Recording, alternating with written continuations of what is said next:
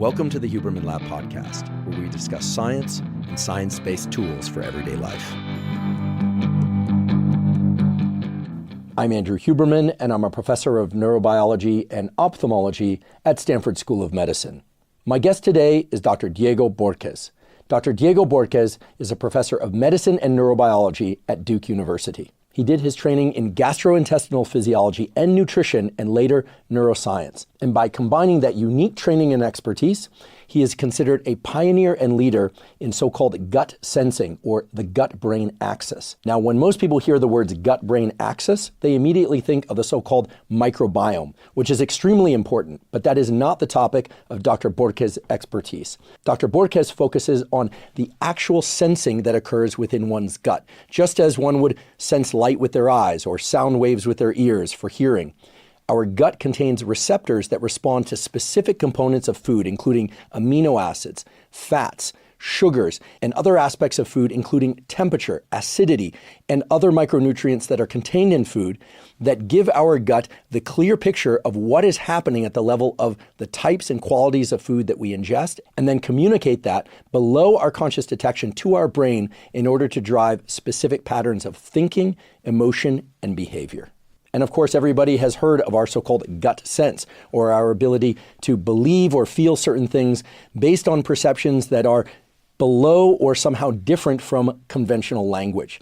Today, Dr. Borges teaches us about all aspects of gut sensing, how it occurs at the level of specific neurons and neural circuits, how the brain responds to that, how specific foods and components of food impact not just our feeling of digestion or feeling good or bad about what we ate, but indeed how we feel overall, how safe we feel, how excited we feel, whether or not we feel depressed or sad, angry or happy. Today's discussion, I promise you, is unique among all discussions of neuroscience, at least that I've heard previously, in that it combines two seemingly disparate fields, nutrition and neuroscience. Indeed, today's discussion gets into how different foods and food combinations impact how we feel and what we crave and what we tend to avoid. We also get to hear the absolutely extraordinary story of Dr. Borges' upbringing in the Amazon jungle and how his knowledge and intuition about plants has influenced his science, and how the incredible science that his laboratory is doing relates to all of us and our ability to better tap into our gut sense. Before we begin, I'd like to emphasize that this podcast is separate from my teaching and research roles at Stanford. It is, however, part of my desire and effort to bring zero cost to consumer information about science and science-related tools to the general public. In keeping with that theme, I'd like to thank the sponsors of today's podcast. Our first sponsor is Juve. Juve makes medical-grade red light therapy devices. Now, if there's one thing that I've consistently emphasized on this podcast, it's the incredible impact that light, meaning photons, can have on our mental health and physical health. Red and near-infrared light has been shown to have profound effects on improving cellular health, which can help with faster muscle recovery, boosting healthier skin, reducing pain and inflammation, enhancing sleep, and much more. What sets Juve apart is that it uses clinically effective wavelengths, emits a safe and effective dose of red and near-infrared light, and most importantly, offers the only true medical-grade red light panel available. I personally try to use the handheld Juve Go unit, as it's called, every day, and especially when I'm on the road traveling.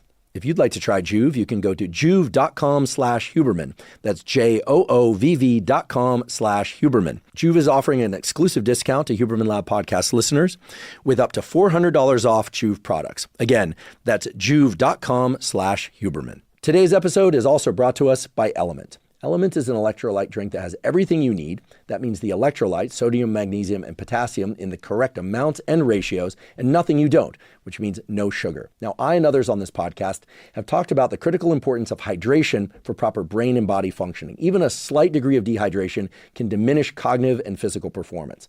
It's also important that you get adequate electrolytes. The electrolytes, sodium, magnesium, and potassium, are critical for the functioning of all the cells in your body, especially your neurons, your nerve cells. Drinking Element dissolved in water makes it very easy to ensure that you're getting adequate hydration and adequate electrolytes. To make sure I'm getting proper amounts of hydration and electrolytes, I dissolve 1 packet of Element in about 16 to 32 ounces of water when I wake up in the morning, and I drink that basically first thing in the morning. I'll also drink Element dissolved in water during any kind of physical exercise I'm doing, especially on hot days when I'm sweating a lot, losing water and electrolytes. They have a bunch of different great tasting flavors of Element. My favorite is the watermelon, although I confess I also like the raspberry and the citrus. Basically, I like all the flavors. And Element has also just released a new line of canned sparkling Element. So these aren't the packets you dissolve in water. These are cans of Element that you crack open like any other canned drink, like a soda, but you're getting your hydration and your electrolytes with no sugar. If you'd like to try Element, you can go to drinkelement, spelled lmnt.com/Huberman to claim a free Element sample pack with the purchase of any Element drink mix. Again, that's drinkelement.com/Huberman to claim a free sample pack. Today's episode is also brought to us by Helix Sleep. Helix Sleep makes mattresses and pillows that are of the absolute highest quality. Now, I've spoken many times before on this and other podcasts about the fact that getting a great night's sleep is the foundation of mental health, physical health, and performance. When we aren't doing that on a consistent basis, everything suffers. And when we are sleeping well and enough, our mental health, physical health, and performance in all endeavors improves markedly. Helix mattresses are different in that they are customized to your unique sleep needs. So if you go to the Helix website, you take a brief 2-minute quiz, and it asks you questions such as, do you sleep on your back, your side, or your stomach? Do you tend to run hot or cold during the night? Things of that sort. Maybe you know the answers to those questions, maybe you don't. Either way, Helix will match you to the ideal mattress for you. For me, that turned out to be the Dusk mattress. I started sleeping on a Dusk mattress about 3.5 years ago, and it's been far and away the best sleep that I've ever had because it's customized to my unique sleep needs. So if you go to helixsleep.com/Huberman and take that brief 2-minute quiz, you can figure out what mattress is ideal for your unique sleep needs. For the remainder of this month, May 2024, Helix is giving up to 30% off mattresses and 2 free pillows as part of their Memorial Day offer. Simply go to helixsleep.com/Huberman to get 30% off and 2 free pillows. And now for my discussion with Dr. Diego Borges. Dr. Diego Borges, great to have you here. Thank you for having me, Andrew. I am super excited to learn from you today, as I know everyone else is. And if they don't realize why, soon they will, which is that you work on one of the more fascinating aspects of us, which is our gut sensing, the gut-brain axis, which I think most people don't realize is nearby but separate from the so-called microbiome. So we're not talking about the microbiome, a very interesting and important topic, of course, but we are going to talk about this thing that we call our gut sense and how it impacts everything from our cravings to our brain health and our cognition. So once again, welcome. And I'll just want to kick things off by asking you to educate us, explain, what is this gut-brain axis that we hear about and what's going on in our gut besides digestion? Well, Andrew, thank you so much for having me here. Thrilled to be here. I knew that since we met a few years ago, that we will have this ongoing conversation and a great conversation. The gut and the brain. People call it an axis because traditionally it thought to be an imaginary line that was connected through hormones. So since 1902, when the first hormone secretin was reported by Bayliss and Starling, it was known that when we eat, then hormones, these molecules in the gut, are released, and then they will enter the bloodstream, and then eventually will have a cause in distant organs. And for the next 100 or so years, the field focused on the hormones, and as a consequence, there was no direct line of communication between the gut and the brain. But as often I say, you don't say, or we don't say the nose-brain axis, right? Or the eye-brain axis, right? And all of the organs are in sync, working in sync.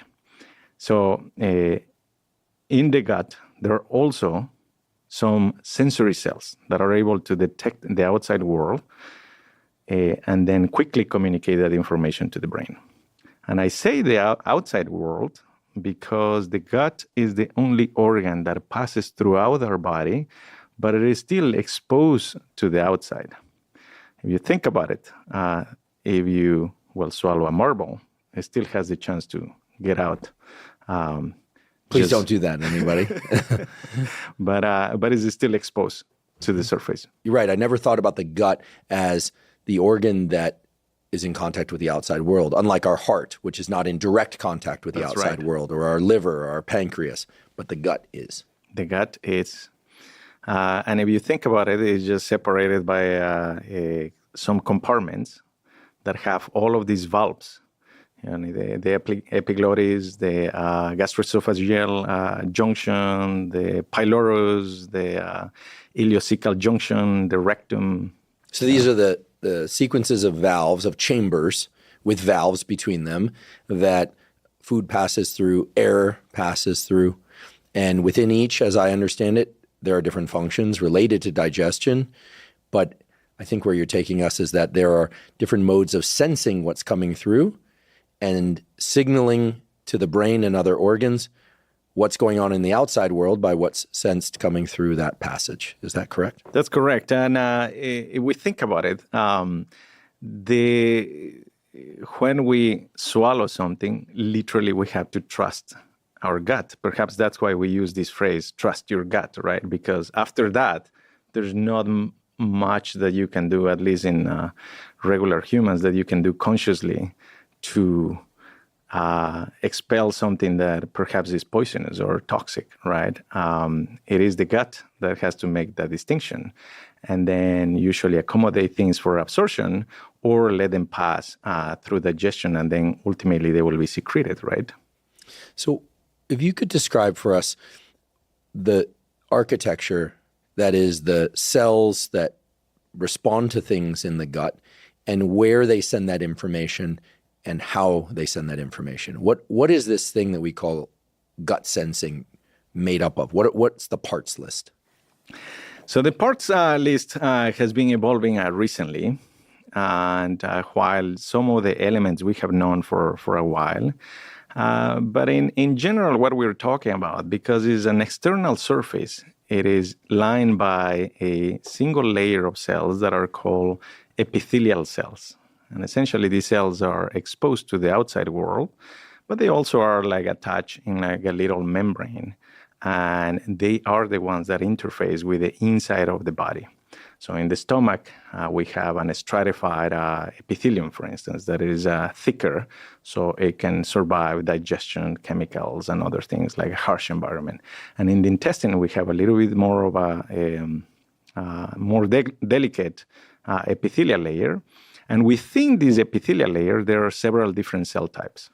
And one of those is the so-called enteroendocrine cell. To put it in more simple terms, is a gut endocrine cell or a gut cell that releases hormones. The term was coined in 1938 by a German physician. His name was Frederick Vater. And at that time, it was a major advancement in our understanding of physiology because he came up with the idea that the organs were not only communicating to organs. In fact, there were cells within the organs that were communicating to other organs through the release of some of these endocrine factors, these neuromodulators or these neuropeptides that we know as hormones. And so he named the diffuse endocrine system of the gut, and then he came up with this word enteroendocrine cell. And these cells are dispersed at a ratio of, roughly speaking, like 1 to 1,000 epithelial cells throughout the digestive tract. And we thought for the longest time that these cells were not connecting directly to the nervous system, that they will release these neuromodulators and the neuromodulators through diffusion will act on receptors into some of the nerve terminals. And that is true. That is a very well-established system. But in 2015, we made an observation that some of these cells, anywhere from 1/3 to 2/3 of these cells, it depends on like the type of systems that you use to identify it, they were contacting directly the nervous system. And that brought up a new dimension of how it is that the gut could be communicating to the brain, because as you know, in the brain, the synapses are the ones that are most predominant. However, there is a lot of neuromodulation from endocrine functions in the brain too. So in the gut, this was not well described. There had been historically a few examples that these cells may be making synaptic contacts, but they had not been studied. And perhaps one of the main reasons why they hadn't been studied is because the tools were not there.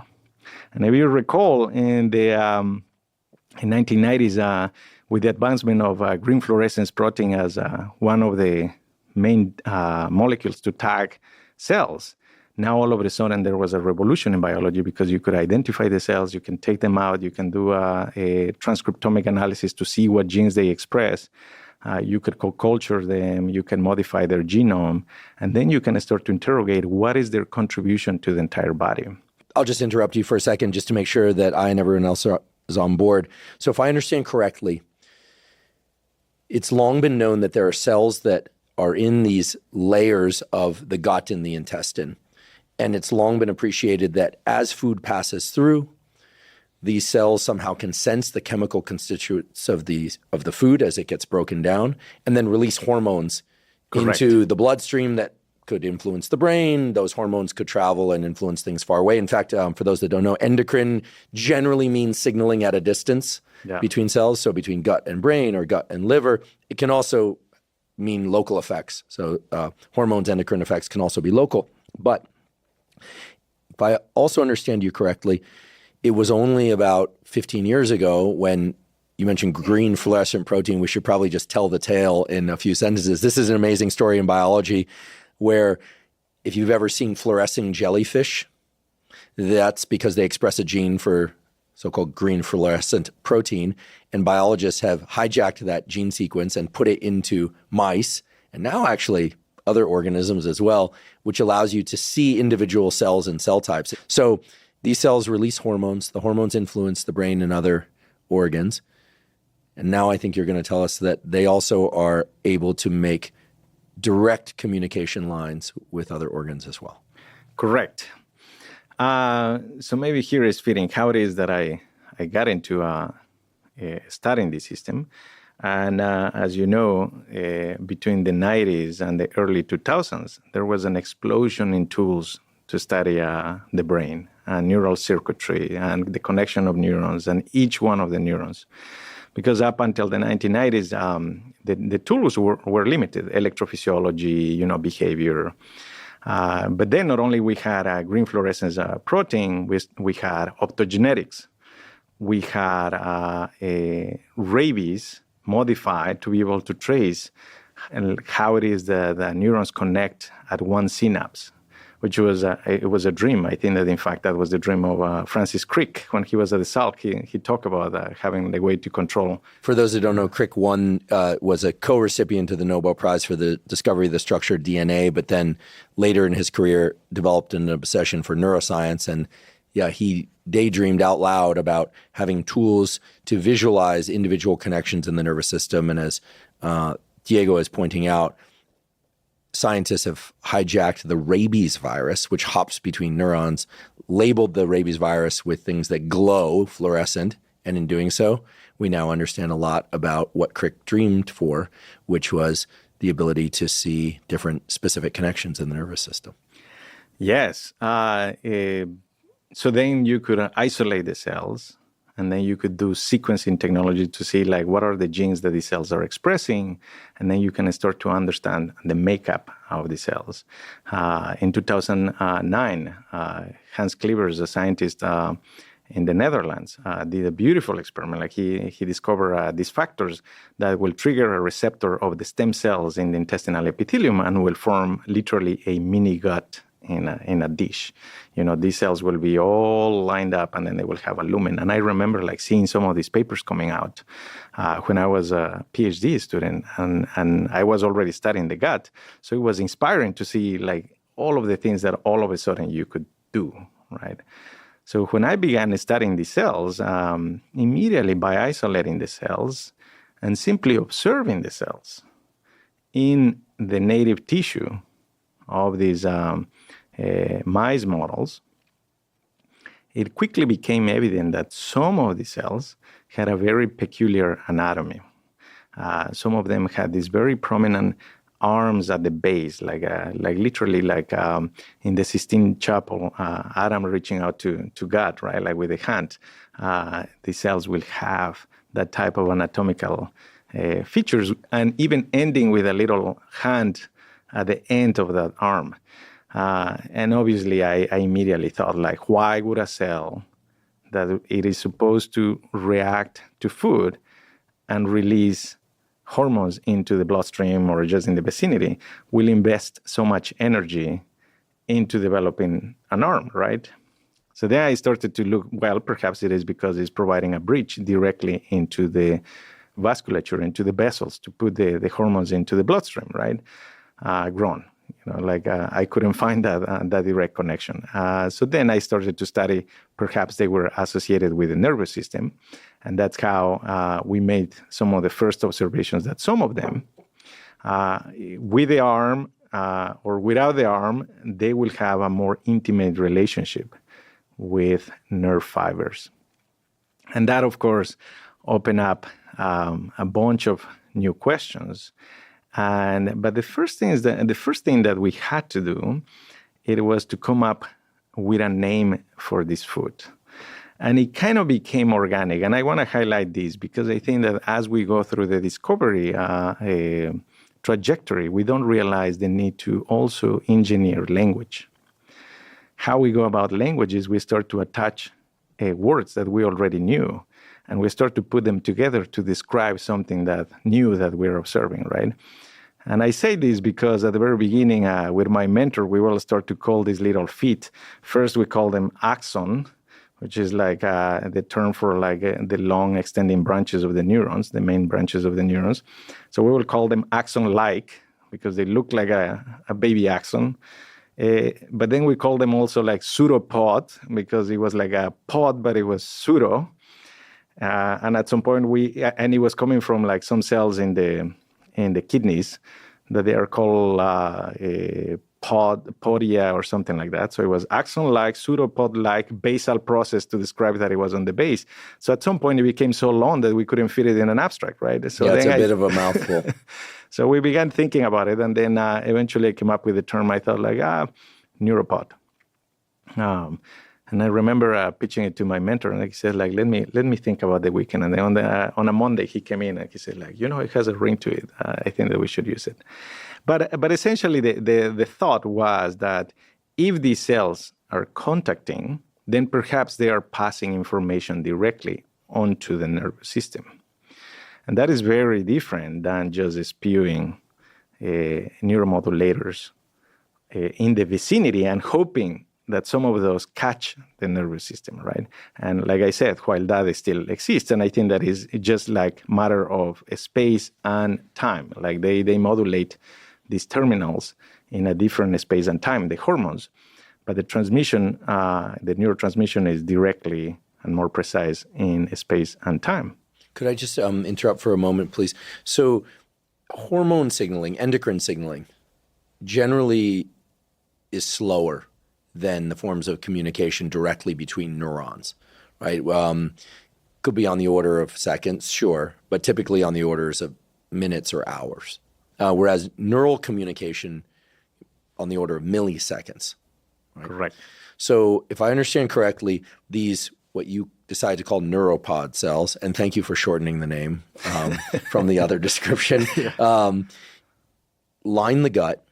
Are we talking about everything from esophagus down to the stomach to the intestine, or is it just at the level of the stomach and intestine? Where do they exist? This is where the conversation becomes expansive, because these neuropods or cousins of these neuropods. So these neuropods are simply specialized neuroepithelial cells, meaning that are electrically excitable, that they can discharge electricity. But these type of cells are in every single epithelial cell or epithelial layer of the body, because that's how the body creates a representation of the world through sensor cells that are equipped to detect the outside world, meaning that they can be exposed to fluctuations in temperature, fluctuations in pH, fluctuations in concentrations, and then they quickly can generate a chemoelectrical code that they pass it on to the nervous system, and then ultimately the brain integrates that and says like, "Ooh, my belly is feeling good, but I'm feeling cold in the skin," right? And that is thanks to all of these neuroepithelial cells that they are even in tasting, so to speak, the cerebrospinal fluid inside of the spinal cord and the ventricles. They are inside of the inner ears, the taste buds. So it is, and in fact, there's a beautiful book from the 70s from some Japanese scientists, Fujita, Kano, and Kobayashi, who called these cells paraneurons. And their whole concept is that there was not such a discrete distinction between a neuron that lives inside of the brain or the central nervous system and a neuroepithelial or a neuroendocrine cell that lives exposed to the outside. Simply that there is a continuum of adaptation so the organism can bring the information from outside inside into the body to be able to process it and then guide behavior. So based on the way you describe it, we have these neuropod cells that line our gut, and we also have these similar cell types in the other organs of the body. And these cells are responding to the chemical constituents of what we eat as the food is broken down. Also to the temperature of the environment, to the pH, that is how relatively basic or acidic something Correct. is that we ate, and presumably to other features in our environment as well. And all of that information is activating these cells to some degree or another, and then we're releasing hormones into our body as a consequence, but also there's a direct line to the brain, and we're not necessarily aware of all of this happening, right? I mean, until you describe it, I think most of us have not been aware that this is happening. And we probably shouldn't be aware, like as I often say, like if you and I are having a conversation, we probably shouldn't be aware of the macrophage in the spleen that is chasing this bacterium that got inside of the lettuce that we swallowed at lunch, right? Like, you just do your thing so we can keep communicating, right? Except maybe don't eat more of that lettuce, right? Which is the... That's right. Okay, so you discovered these neuropod cells. That's right. And you... Or I described them. You described them, yeah. And you had in hand some tools to selectively label them. What did that reveal about their connectivity with, you're referring to it as the nervous system, which I love because a resounding theme on this podcast, as I always say, brain and spinal cord and all the connections to the body and back again is the nervous system. But what did you discover in terms of the connections with the brain proper? Here is where the tools started to make a big difference. All of a sudden you could see the resolution of a receptor inside of a cell using certain type of microscopes, right? So I remember that one of the first questions that I will always get drill on, how these lab meetings can get intense, right? Like when I will bring data and showing just very simple immunohistochemistry, meaning labeling to see how these cells were interacting with the nervous system. As then I will show some of the images. Then the other scientists will say, well, yeah, those are nice images, but remember that contact does not mean connection. And I went thinking about that. Like at the very beginning, I thought that it was silly semantics, But I specifically remember that there was one time I was running, and I was thinking, like, how do you demonstrate connection between two cells? And then I thought that since we had the ability to identify these cells by fluorescence, we could isolate them based on their fluorescence. And what will happen if we put them in front of a sensory neuron and then just record them inside of a microscope, right, over time? And I thought maybe they will get close to each other, and then we can go and do some more labeling and show that they are contacting or connecting. But much to our surprise, we actually saw that in real time, when you isolate them from the mouse and you put them in a dish, they both look like these round circles. But after a few hours, not only they get close to each other, but they recapitulate the circuitry in the dish. Literally, they form like two brains in a dish, right? Like it's the gut and the brain in a dish. Amazing. Yeah, and that was an eye-opener. I still remember it was somewhere, I think it was like June 27, 2012 when I saw that experiment, because it opened my eyes to so many different things. One was that these cells are not static. Because since we have been seeing them for decades, just in slices or fixed tissue, we had lost the notion that this thing is constantly moving, right? The cells are actually moving. The cells are actually moving. So these cells line the gut, meaning they're along the walls of the gut, and intestine. Yeah, the intestine. They reach a hand into the gut to sense whatever chemicals are there. Yeah, and they have little cilia, little hair, or microvilli that is literally like little hair that is exposed to the lumen. So the lumen, folks, is the cavity, the empty cavity of the gut. Not empty, but the internal part. And so they're sensing the chemicals there, and you're saying they can move, okay? And they're sending a process. By the way, folks, anytime you don't know whether or not something is a dendrite or an axon, just call it a process. You'll get it right. A process up to the brain. Underneath that will connect to the nervous system. I see. So through a series of stations. Yeah. Okay. Amazing. So what we're talking about here is Diego's discovery of a pathway from the gut to the brain that essentially allows sensing of what's happening in the gut to inform feelings, decisions. That's correct. Yeah, so that was the first experiment, like showing in a dish, right? The next experiment was, well, does it happen in the mouse? And then through a series of, I have a friend, neuroscientist, that she calls these rabies gymnastics, because you have to put in some genes and make things work. Then we demonstrated that these cells, that the virus will be capable of infecting these cells specifically. Instead of infecting the other epithelial cells, it will infect these neuroepithelial cells, because rabies likes neurons. And then it will jump from that cell into a nerve fiber. And these rabies can only jump one connection, right? And what it was surprising is that the fluorescence from that rabies will show up in the brainstem and in the bodies of the cells that are in the nodus ganglia, which is this cluster where the cell bodies of the neurons of the vagus nerve are located right underneath the neck. Meaning that there was just one stop between the surface of the intestine and the brainstem. The two cells were connecting that space, So obviously the information, that was the anatomical basis for the information to travel very rapidly up into the brain. And rapidly in the subconscious, right? Like we're not necessarily aware of it, although I've read that there are some instances in which people become more aware of it, either in a atypical fashion or with meditation and other things, like people can become aware. Yes, people definitely can become more aware of their so-called interoception, what's going on at the level of their heartbeat frequency or their gut sensing if they spend time on it. Some people, as you mentioned, develop an almost pathologic sense of interoception such that they have trouble navigating normal life because they're so aware of what's going on inside their body. This is actually an interesting issue in the field of psychiatry. My colleagues in psychiatry at Stanford tell me that some people with a lot of anxiety, for instance, are so aware of their heartbeat that it becomes disruptive and distracting to them. So it's not always the case that it's better to become more aware of your internal processing. Sometimes it can be deleterious. Other times it can be good for us. Some people are very unaware of what's happening in their body, and they need to develop more awareness of that.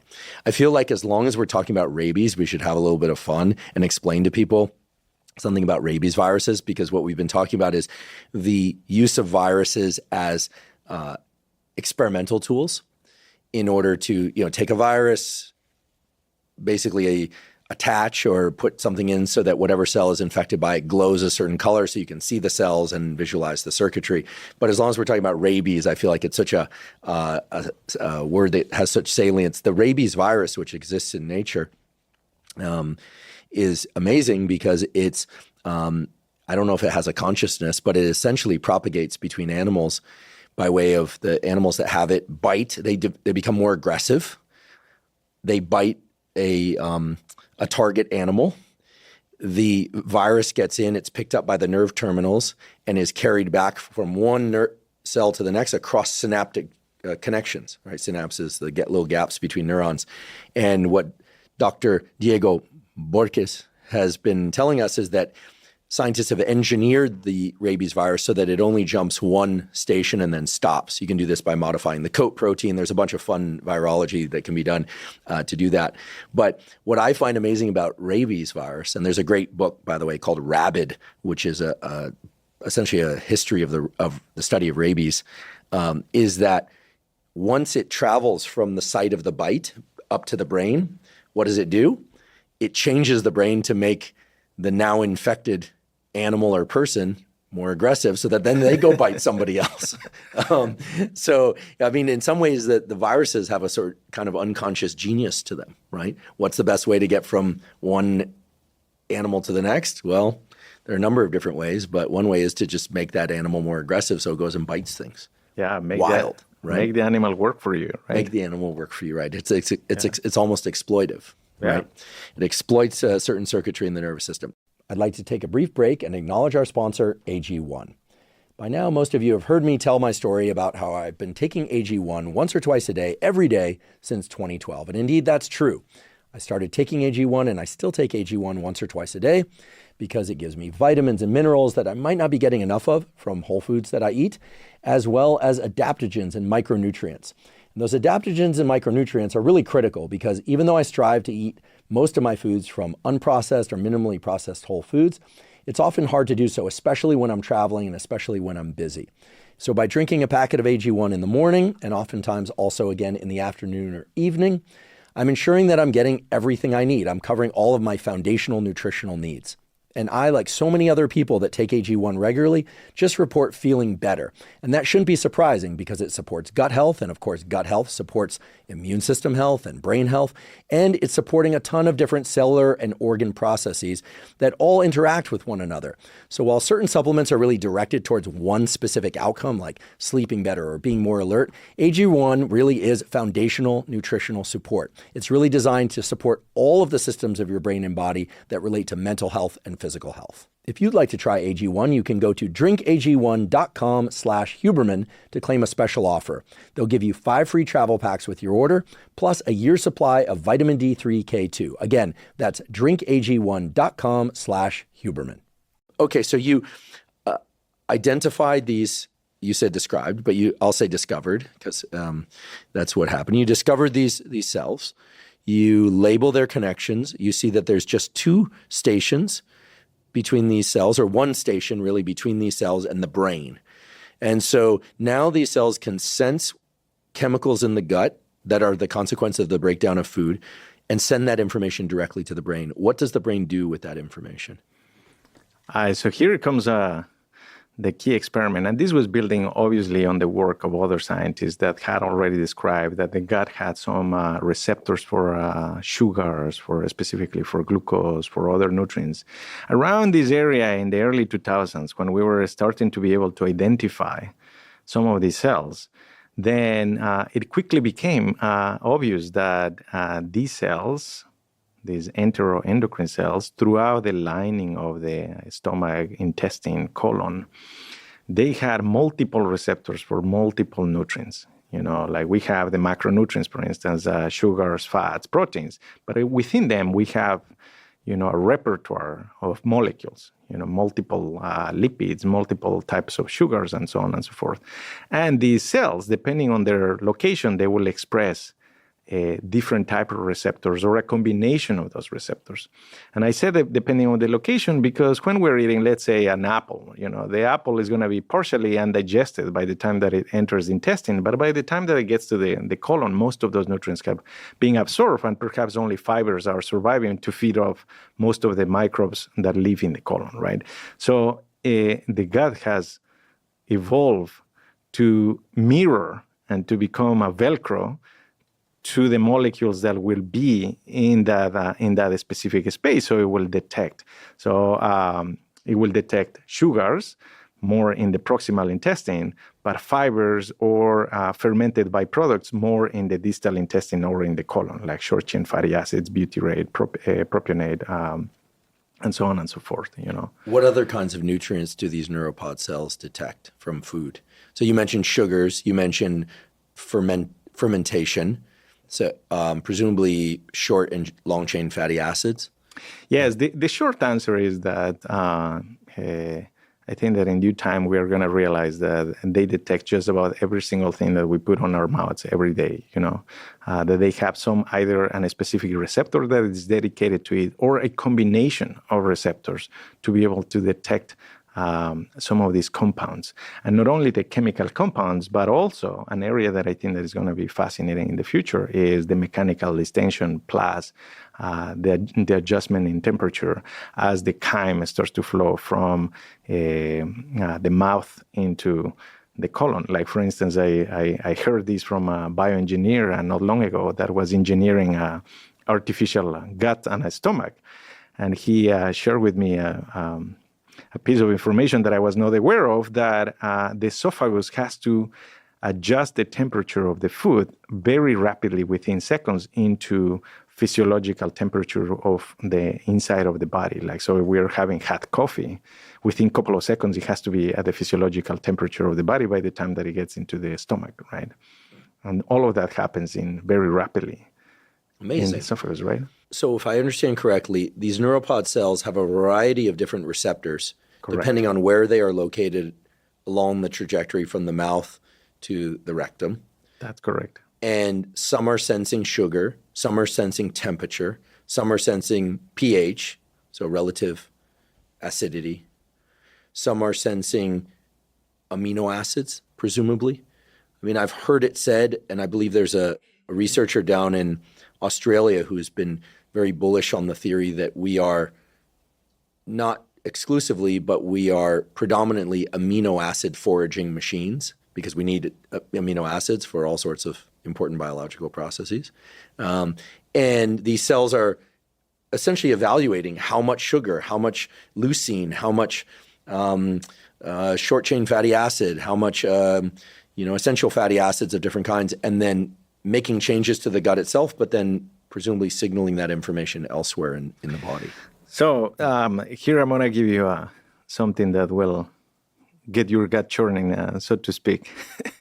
So these cells have to make sense not only of the molecule that had been adjusted, meaning the chemistry of the molecule. Let's say if it's glucose, it has to make sense a little bit of the taste. Is it sweet, right? Is it bitter?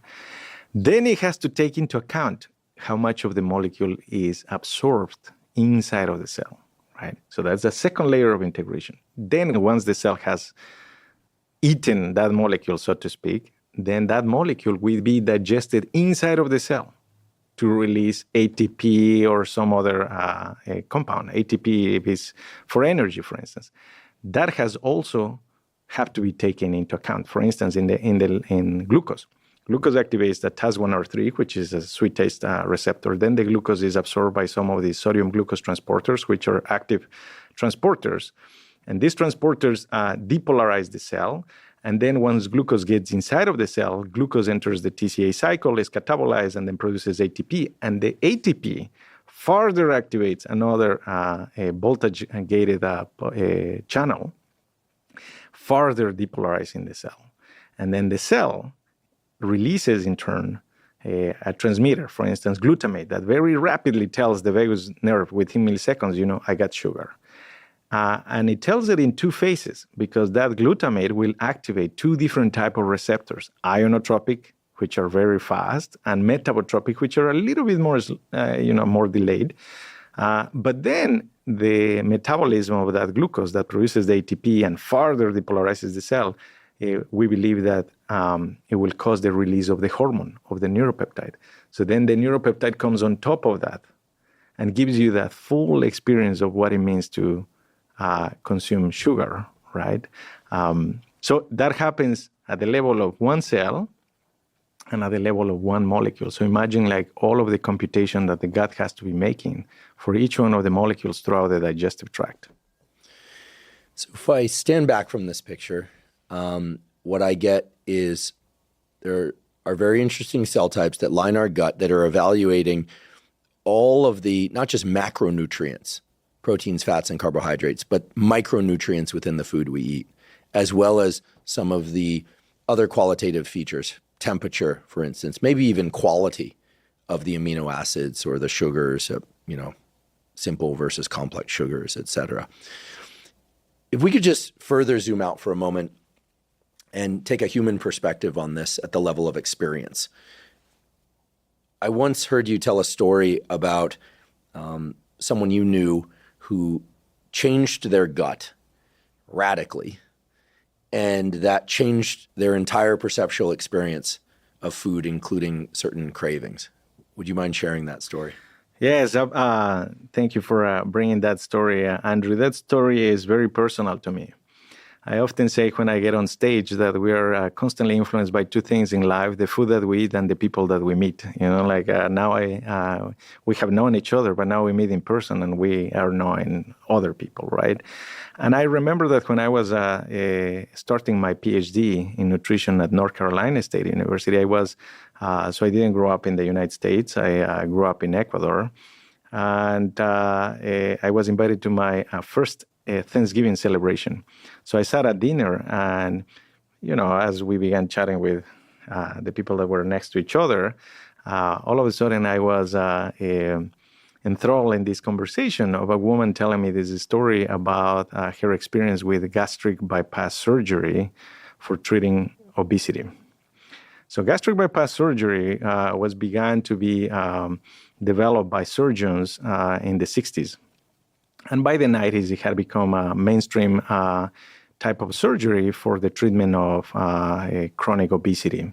So she told me that there were primarily three things that happened. She said, well, within 6 months of the surgery, I had lost about 40% of body weight. She said, I was about 300 pounds. You do the math, So it was a significant amount. Significant amount.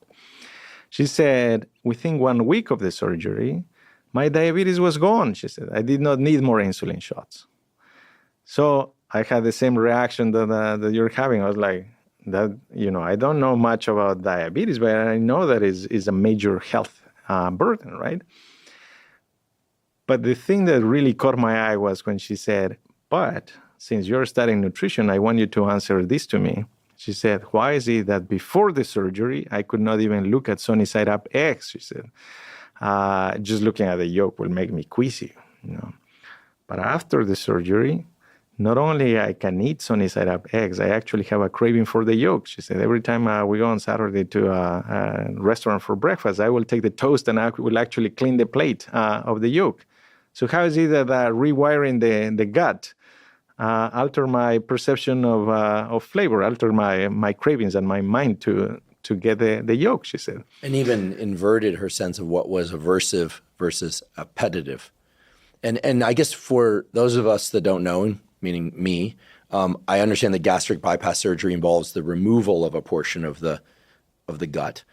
How much gut tissue do they actually take? Is it centimeters, inches? Yeah, so, the gut's a long distance. So what do they do for gastric bypass? In simple terms, the most the classic surgery is called Roux-en-Y gastric bypass surgery, which involves a reduction of the stomach and shortcutting the connection of the stomach to the intestine. So you will cut, 1/3, which will be the duodenum.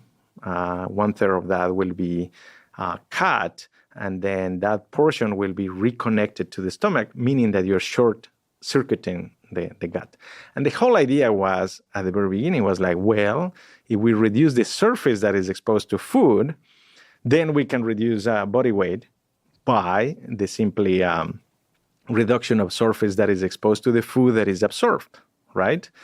And what it became very clear is that well before the body weight changes had taken place, there was already some dramatic changes in physiology, like the hormones, the neuropeptides that were released from the intestine in response to nutrients, it will change very rapidly. Then, as I mentioned, the food choices will change, diabetes will be resolved.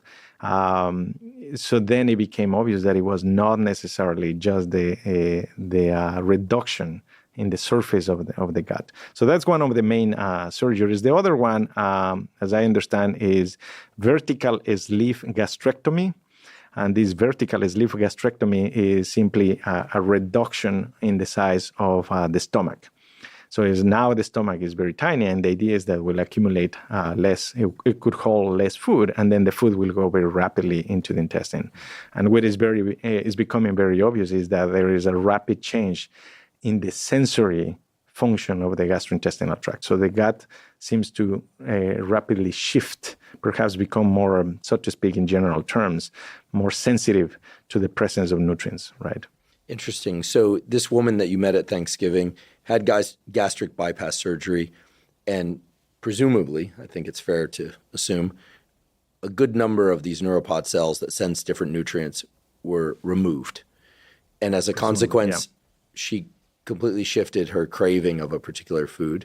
And is there any sense whether or not, no pun intended, the lack of sensing of what was in Sunnyside egg yolks was somehow related to a shift in appetite or something else, or is it merely a qualitative, albeit a dramatic qualitative shift in what she craved?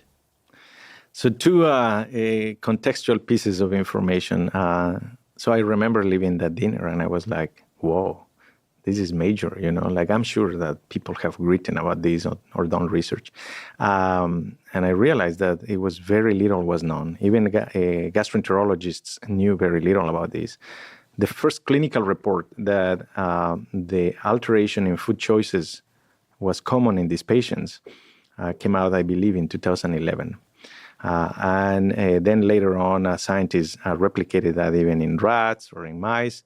We have done it in the laboratory, and consistently they change their food preferences, their food choices. So in recent years, we have been studying that system, and I will tell you that in 2022. This is another important contextual piece that we have not gotten to it. So after we found and we described that these cells were connecting to the nervous system and that they were sending information up to the brain very rapidly, the challenge was, well, if this is a sense, what behavior is affecting, right? Like how is it that is affecting the responses of the organism? And that took a little bit of a technical hurdle. And here is where optogenetics comes in. Yeah, please explain for people what optogenetics is, at least at a top contour level. Yeah, so optogenetics, in 2005, Professor Carl Diseroth, Ed Boyden, and other scientists had been able to make this dream of an experiment, which was isolate the genes that encode for these opsins that are sensitive to specific wavelengths of light and put them into neurons. And now by turning that light, they could make the neuron activate. And then ultimately, later on, they went on to describe that could be used to control specific cells that are regulating behavior, and then by that define what cells are orchestrating certain type of behaviors like movement, food intake, thirst, anxiety, so on and so forth. So in 2014, we began trying to adapt that technology to the gut. And very quickly, we realized that the way that light was brought into the brain was through a fiber optic cable that was rigid.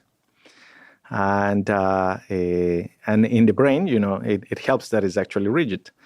But in the gut, it doesn't help because the gut is constantly moving and so on and so forth. So it's not compatible for running those experiments.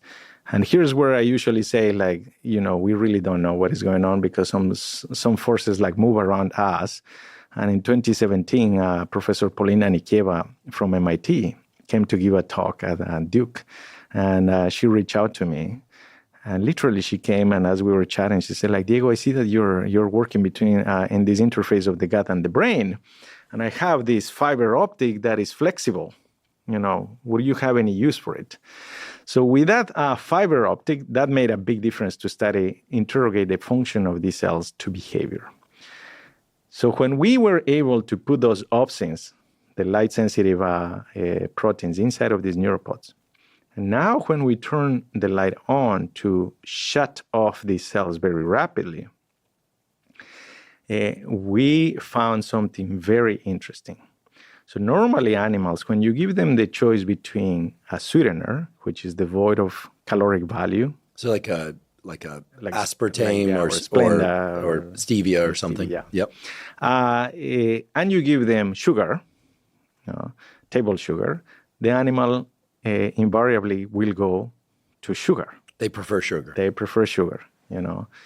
If they have never seen sugar, it will take them a little bit more time, but regularly, by the second day, is within 90 seconds that they detect what is sugar. So they're drinking out of one tube. They get some water with stevia. They drink out of another tube, water with sugar, and they invariably prefer the water with sugar. That's correct. And people have described this phenomenon for a while. And in fact, in 2007, there was an elegant experiment done by Professor Ivan de Araujo at Duke University, in which the sweet taste receptors were, or the taste receptors were genetically erased. And the animals were not capable of distinguishing the sweetener from the water, but they could still distinguish sugar from water, meaning that there was something else that was detecting that sugar. So just to make sure people are on board, an experiment where sensing of sweet taste at the level of the mouth is eliminated does not disrupt the preference for sugar water. Correct. Which means that there's something going on below the depth of consciousness that causes mammals, presumably us included, to prefer things that have sugar. Yes, and then Professor Tony Sclafani, he had been studying these behaviors, and he went in so far to suggest that perhaps these sodium glucose transporters are some of the ones that are detecting the sugar as it enters the intestine, and that's what is causing the behavior. So we began working on this system, and we wonder, could these cells be the ones that are guiding that behavior? And around the time that we published this work, Professor Charles Zucker at Columbia also further advanced that area by building on the previous work and demonstrated that there were a population of neurons in the brainstem that were integrating this information from the gut. And by that, the gut and the brain were guiding this behavior. And it is true that from the earliest of ages, we crave sugar, or at least if we are exposed to the taste of sugar, it tends to drive seeking of more sugar. I mean, you can see that in babies even. Correct. And as I usually say, I call it instinctively because our mother doesn't have to teach us, hey, Diego, that is glucose, you know. It may present us in some ways, but at the end of the day, I have to go and get my glucose, get my amino acids right. Because eating is very simple. We're just trying to solve this issue of getting our carbons, getting our nitrogen, getting our phosphorus, our potassium, our sodium, and our chloride in so many different ways, shape, or forms, right? So I went back to the experiment, the key experiment. So when we were able to put these opsins and bring the light and shut off these cells very rapidly, when we had presented the animal with a choice of sweetener over sugar, then all of a sudden the animal became blind to the solutions. It couldn't discern between the stevia, so to speak, or the sweetener from the actual sugar. And the entire manipulation, the experimental manipulation, that is occurring at the level of the gut. The intestine, that's right. Right after the stomach. It's like just a small portion of the intestine. So if we make an attempt to transfer this to the human real-world experience, if I have some ice cream, it tastes sweet, I like it, and now I'm thinking about it, and I'm craving it just a little bit. I don't have a huge craving for sweets, but I do like some of them. So eating ice cream, it tastes sweet. The tendency is to crave more. That's correct. Right? I mean, you have to eat a lot of ice cream before you're truly full. Yeah. Right? And most people self-regulate, or their parents regulate for them by limiting the number of scoops or something. And that sweet taste is part of the motivator. But what you're saying is that as the ice cream enters the gut, there are neuropod cells there that are also sensing the sugar and signaling to the brain. And the brain is responding to pursue more of that sweet-containing substance. That's correct. And it's happening below our awareness. It is independent from the sweet taste of the ice cream. Correct. The conscious sweet taste. The conscious sweet taste, which if you think about it, is not fully conscious, right? As what we detect of the world is just a very tiny little portion, right? Even sight, like we think we are looking for light, but I don't know what is happening behind my back. I trust that everything is going okay, right? So when we shut off these cells, the animal, and as I usually say, became blind to the sugars, because it's kind of like akin to having turned off the cells that are able to detect light, the wavelength of light, for us to be able to discern color, right? And it's not that the animal is losing its memory, because then if you remove the light and now the cells are functional again, then the animal again is able to distinguish one solution over the other. And then we did a couple more experiments in there. And what happens if we do the reverse? If we turn on the cells now. And the fascinating thing is that when we turn on the cells, now the mouse will eat the sweetener as if it will be sugar. Interesting. So the activation of these cells makes them crave non-caloric sweetener or low-calorie sweetener as if it were sugar. But is it blinding them to the difference between sugar and low-calorie sweetener? So here's another piece of information. If we will offer them water and we will turn on the cells, the animal will drink the water as if it will be sugar, like it will be appetizing. Even though it's just plain water. Yes. And what is becoming very obvious is that the gut has this sense at the most basic level. What the senses are doing is calculating a couple of things. One is in the salience of the stimulus, is like how intense is the stimulus. And the other one is the valence of the stimulus. Is a pleasurable or painful, so to speak, in like broad terms. And I say this because on the pain side, Professor David Julius, Professor Holly Ingram, Jim Byra at UCSF, they have done some beautiful work demonstrating that there are these serotonin-releasing cells, specifically in the colon. They have focused in the colon, that they couple to nerve fibers of the spinal cord. And when they are activated, now all of a sudden they drive what we call in the clinical realm visceral hypersensitivity.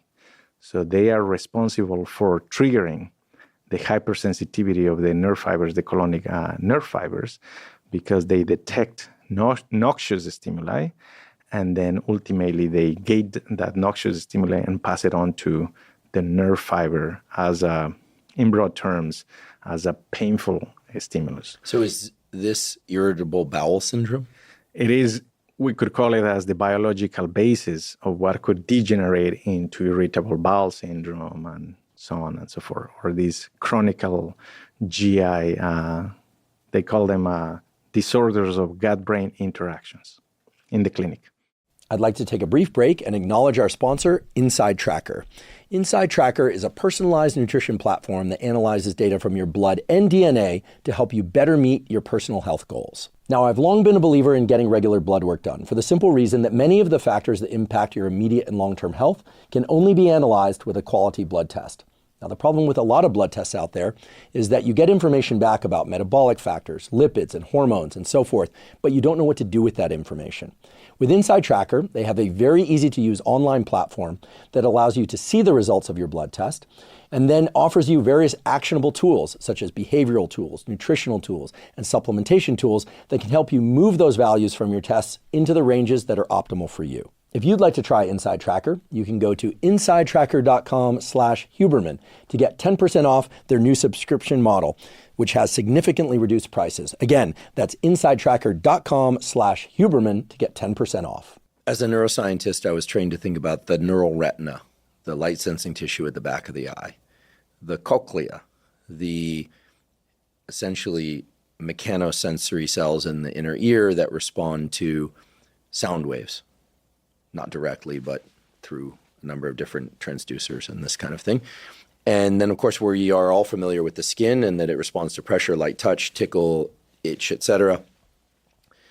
What I'm understanding based on what you're telling me is that all along the pathway from our mouth to our rectum, we have sensory cells that are evaluating the chemical constituents of the foods that we eat, emitting broad, kind of maybe even crude, slow signals in the form of hormones to change our appetite, our feelings of well-being, maybe our feelings of not well-being, but also sending direct signals to the brain to drive certain types of thinking, emotions, and behavior.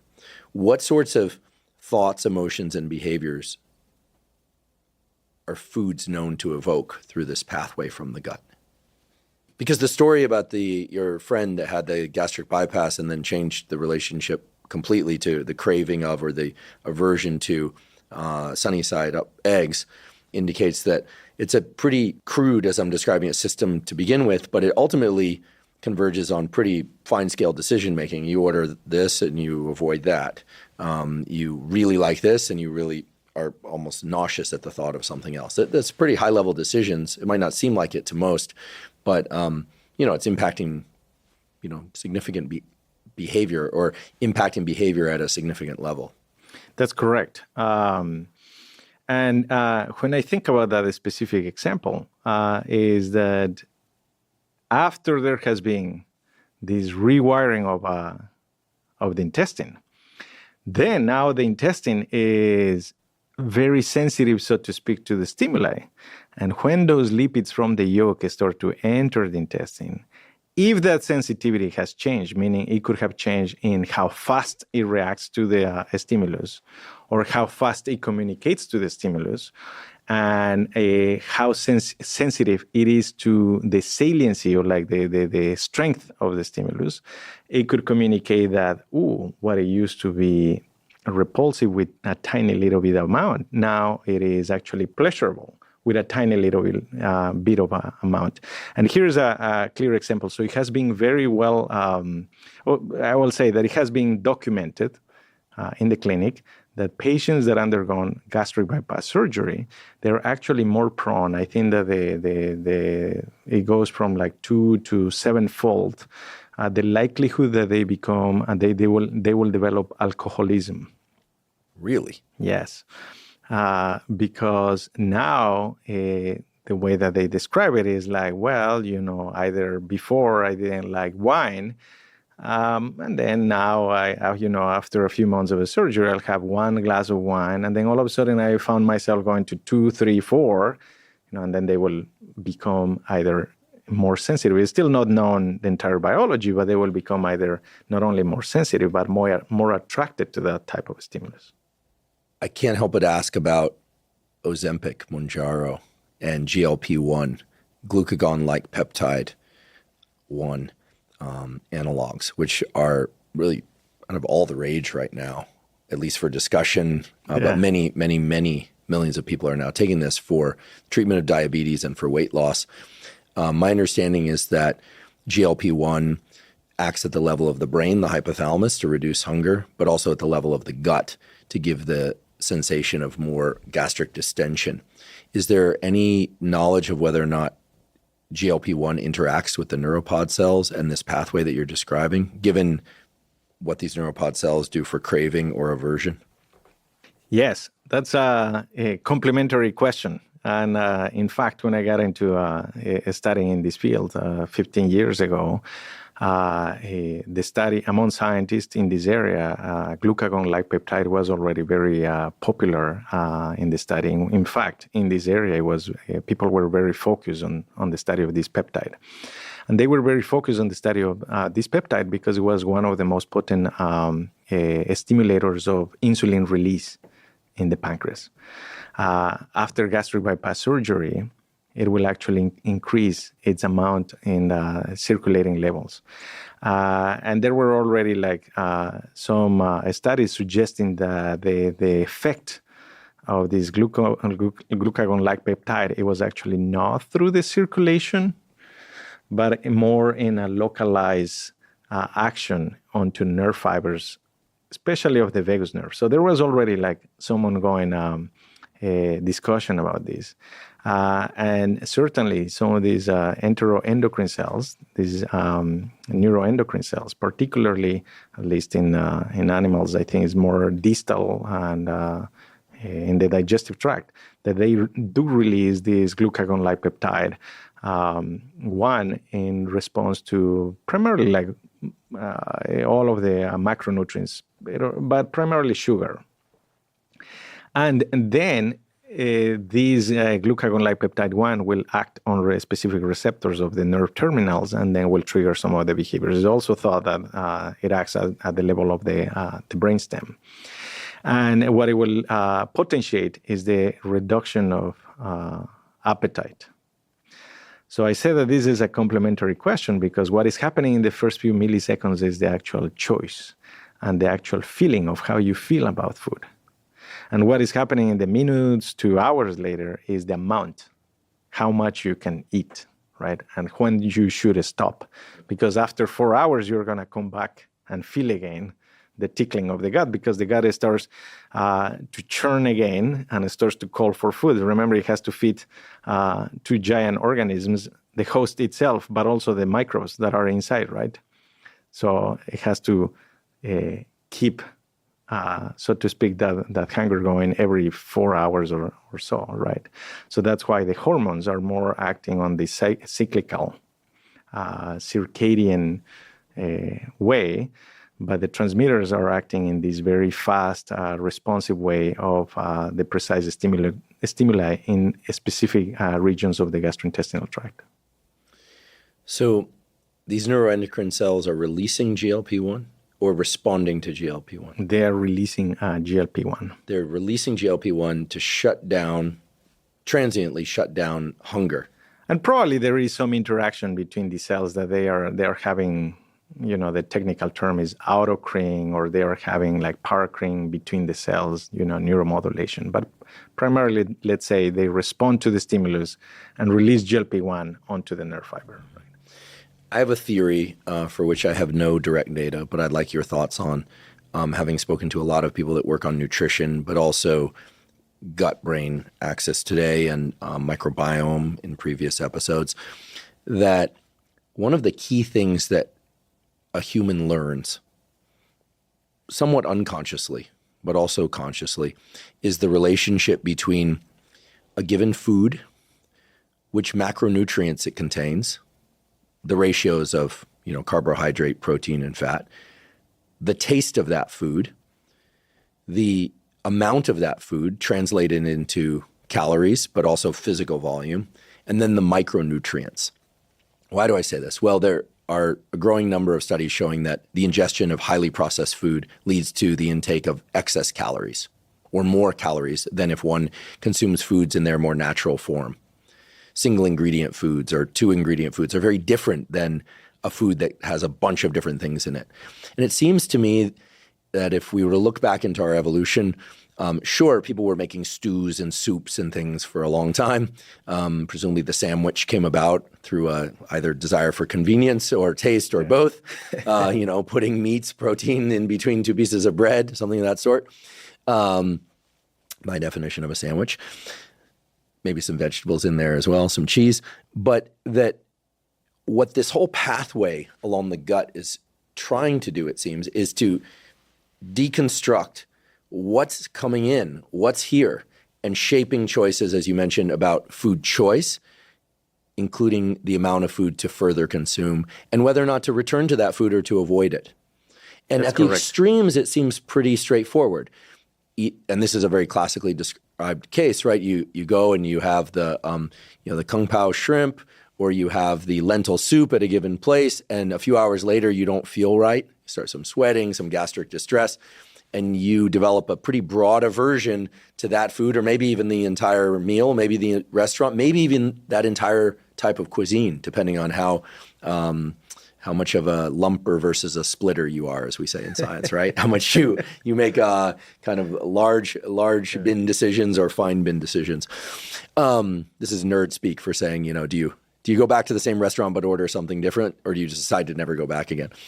But that's a pretty extreme case, right? The other extreme would be You eat a food, it's delicious, you feel wonderful, the restaurant, the people, it's wonderful, and you crave more of that food. Okay, there's all the contextual stuff too. But what we really are talking about here is how one navigates this whole landscape of what to put into one's body in terms of nutrition, and trying to understand how that's impacting everything from how we feel right away, how it tastes, whether or not we conceive it as good or bad for us, whether or not we think it's impacting our body composition and health in ways that we want or don't want. I mean, it's pretty complex stuff, right? This is at least as complex as going to Metropolitan Museum of Art and looking at a painting and trying to evaluate whether or not you really like that painting or not. In fact, it's probably much more complicated than that. Yeah.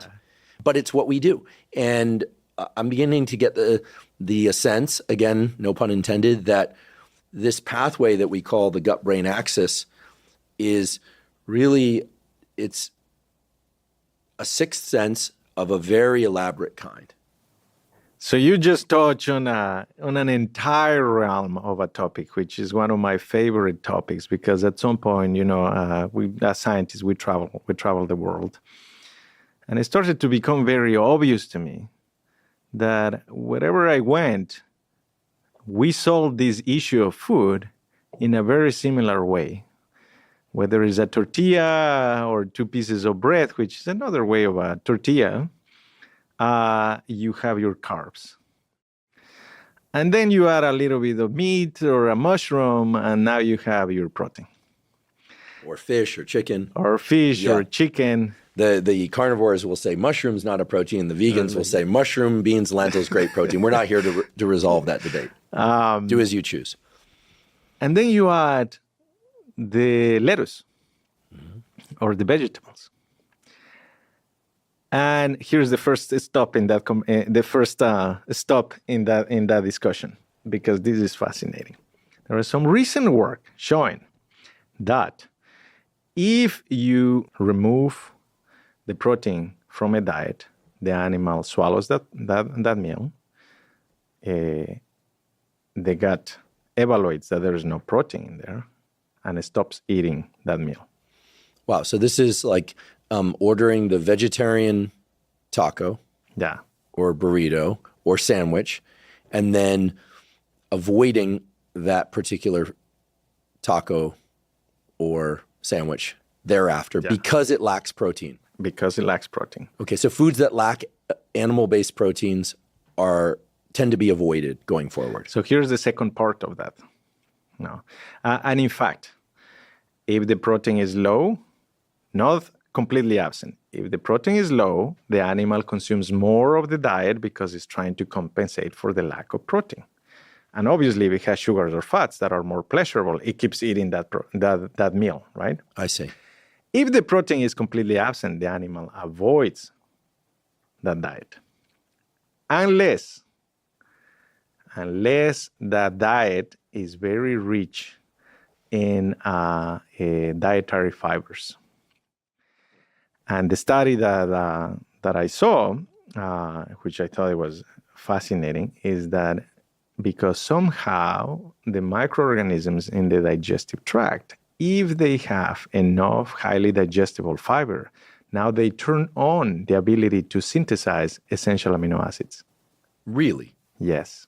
So our gut, meaning the neurons in our gut, are essentially waiting for, hoping, we'll give them a consciousness, proteins from animal sources. That's correct. If those animal proteins arrive in the form of meat, fish, eggs, etc., the cells signal to the brain, craving more of those foods until satiety is reached. But in the absence of that protein, the animal quickly learns, the person quickly learns to avoid that particular food unless there's fiber in it, in which case these gut cells are able to now synthesize the essential amino acids. The microorganisms. Excuse me, the microorganisms of the gut, here we're talking about the microbiome now, can synthesize the essential amino acids that ordinarily would come from the meat, chicken, fish, or eggs. That's right. So, wow. So I'm an omnivore. I love meat, high quality meat, but I also love vegetables, fruits, and starches of certain kinds. But I have friends who are vegetarian, vegan. Many of them eat a vegetarian, vegan diet that includes a lot of fiber. And you're saying that the fiber itself can trigger the gut microbiome to synthesize the essential amino acids that ordinarily would come from meat. But you also said, if I recall, that if there's a small amount of protein, so not zero protein, but a small amount of protein in there, then we crave more of that food in order to try and get compensate that protein. Very interesting, because this is the first thing that to me squares the argument based on the observation that, or the hypothesis that we are essentially amino acid foraging machines, and that complete proteins in the form of meat, fish, chicken, eggs, etc. There are those that argue those are the quote unquote best forms of protein, right? The most complete forms. But there are many vegetarians and vegans who seem to thrive on a vegetarian vegan diet. And you're telling me that perhaps their gut microbiome is compensating for the lack of whole animal protein. That's right. But the people who are trying to limit their meat intake are what? Hungrier in general? So you're better off either indulging it or avoiding it, but not having a small amount of it. Is that the idea? The idea is that the body or the gut will be able to detect that, and then will try to compensate, right? I see. And this I actually learned recently from a friend, Laura Duval at Columbia, who does some beautiful work on mosquitoes and how it is that they feed on blood. She came for the Gastronauts series. Is she from Leslie Volsel? Yeah. Volsel. Yeah.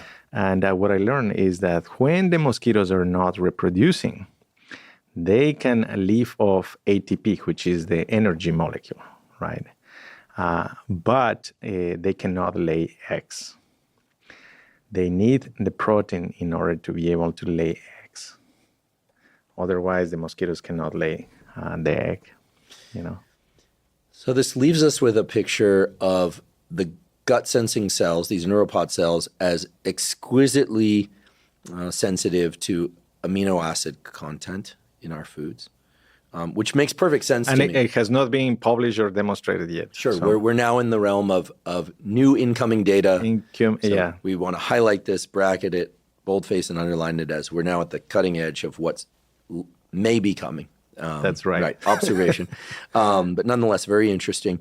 But there is this fairly long-standing hypothesis that we are foraging for essential amino acids because they are the building blocks of so many important things in the brain and body. And in fact, there is evidence on that. And Professor Stephen Simpson in Australia in the Nutrition Research Institute at Sydney University, he is a main proponent of this protein leverage hypothesis. And in fact, protein is the most satiating macronutrient. So that has been established. And that's why normally we have focused on sugars and fats, but we have neglected a little bit of on the protein because it's not as pleasurable as the sugars or fats. But what is fascinating is that it is the most satiating nutrient. And as you know, it's like the most limiting, and also like even commercially is the most expensive, right? Yeah, I certainly have had the experience of at one time in my life really enjoying and even craving sweet foods, desserts and sugars and things of that sort. And I noticed that over time, if I eat sufficient amounts of meat, chicken, eggs, fish, which is not to say that I consume excess amounts of them, that my sugar cravings go way, way down. That's just my personal experience, but I know it's an experience that family members of mine and others share as well. But I promise you that this was a fun topic, right? We couldn't stop at like just layer number one. Layer number two is that in agriculture, we have this instinct to plant plants that complement each other.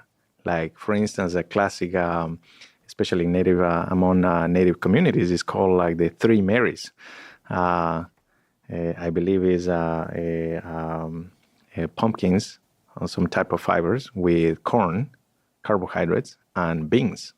So in purely plant-based diets, there's an effort to get the fiber, the sugar, and the amino acids. That's right. And I grew up in a farm. My parents had farms, and I remember when they would plant, they will also like throw in there the beans, and the beans will wrap around the corn, And it just seemed like so natural, and that's what you will do because that's what you learn to do. But if you think about it, it's an instinct that we have developed even agriculturally, probably in the subconscious, to cultivate them in such a way, or perhaps the plants taught us how to cultivate them in such a way that now when we put them in the plate, it just makes sense at the nutritional level. Because if you think about it, every time that we go to eat, how is it that we arrange that plate, right? There is some rice, which is very deficient in some essential amino acids, but is rich in carbohydrates, right? It has some beans, right? And then there's some lettuce, and sometimes we have, like, for omnivores, people would put meat, or you would put other types of protein in there, right?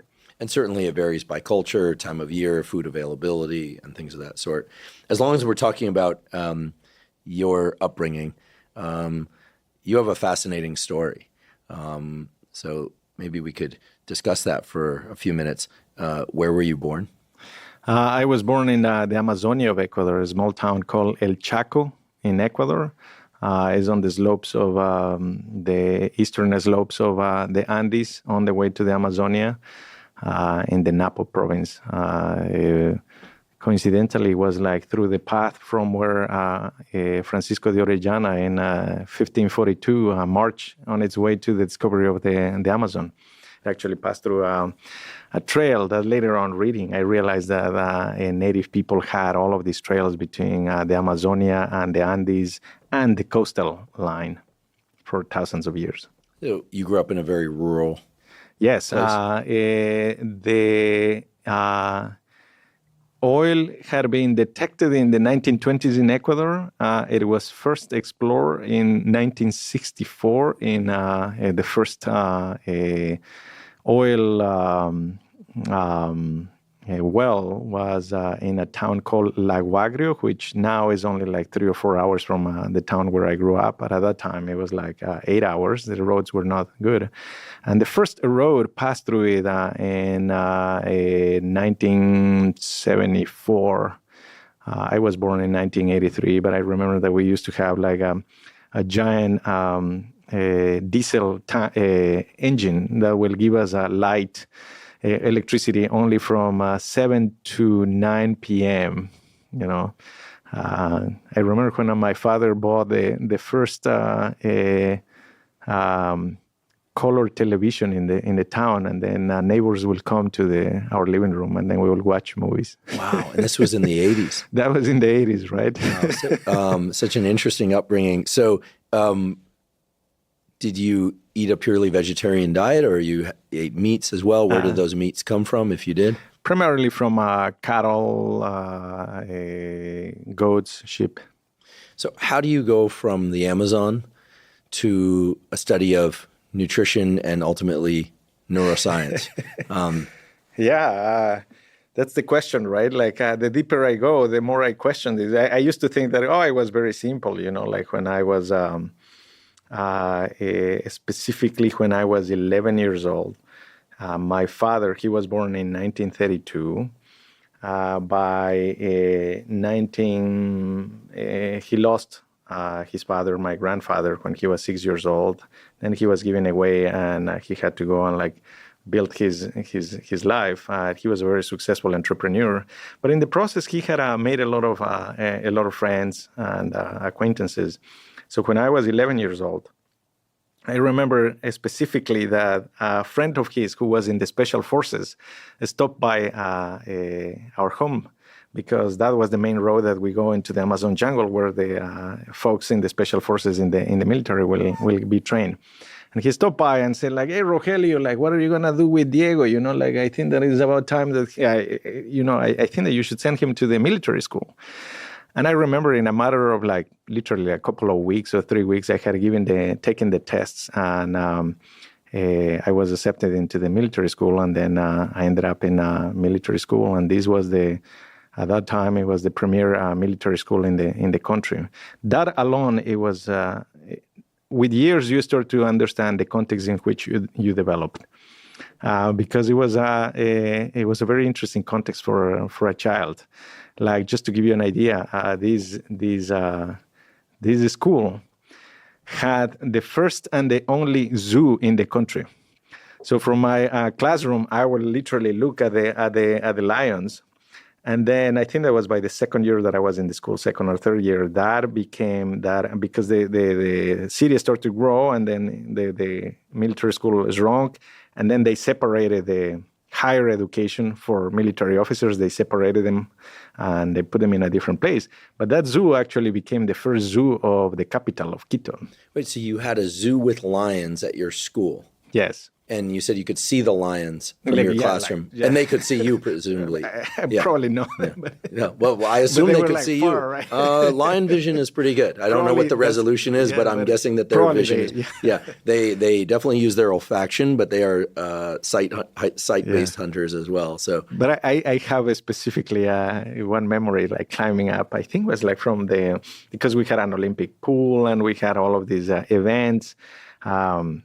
The soccer field was the field where the national team will go and train on, because they didn't have their own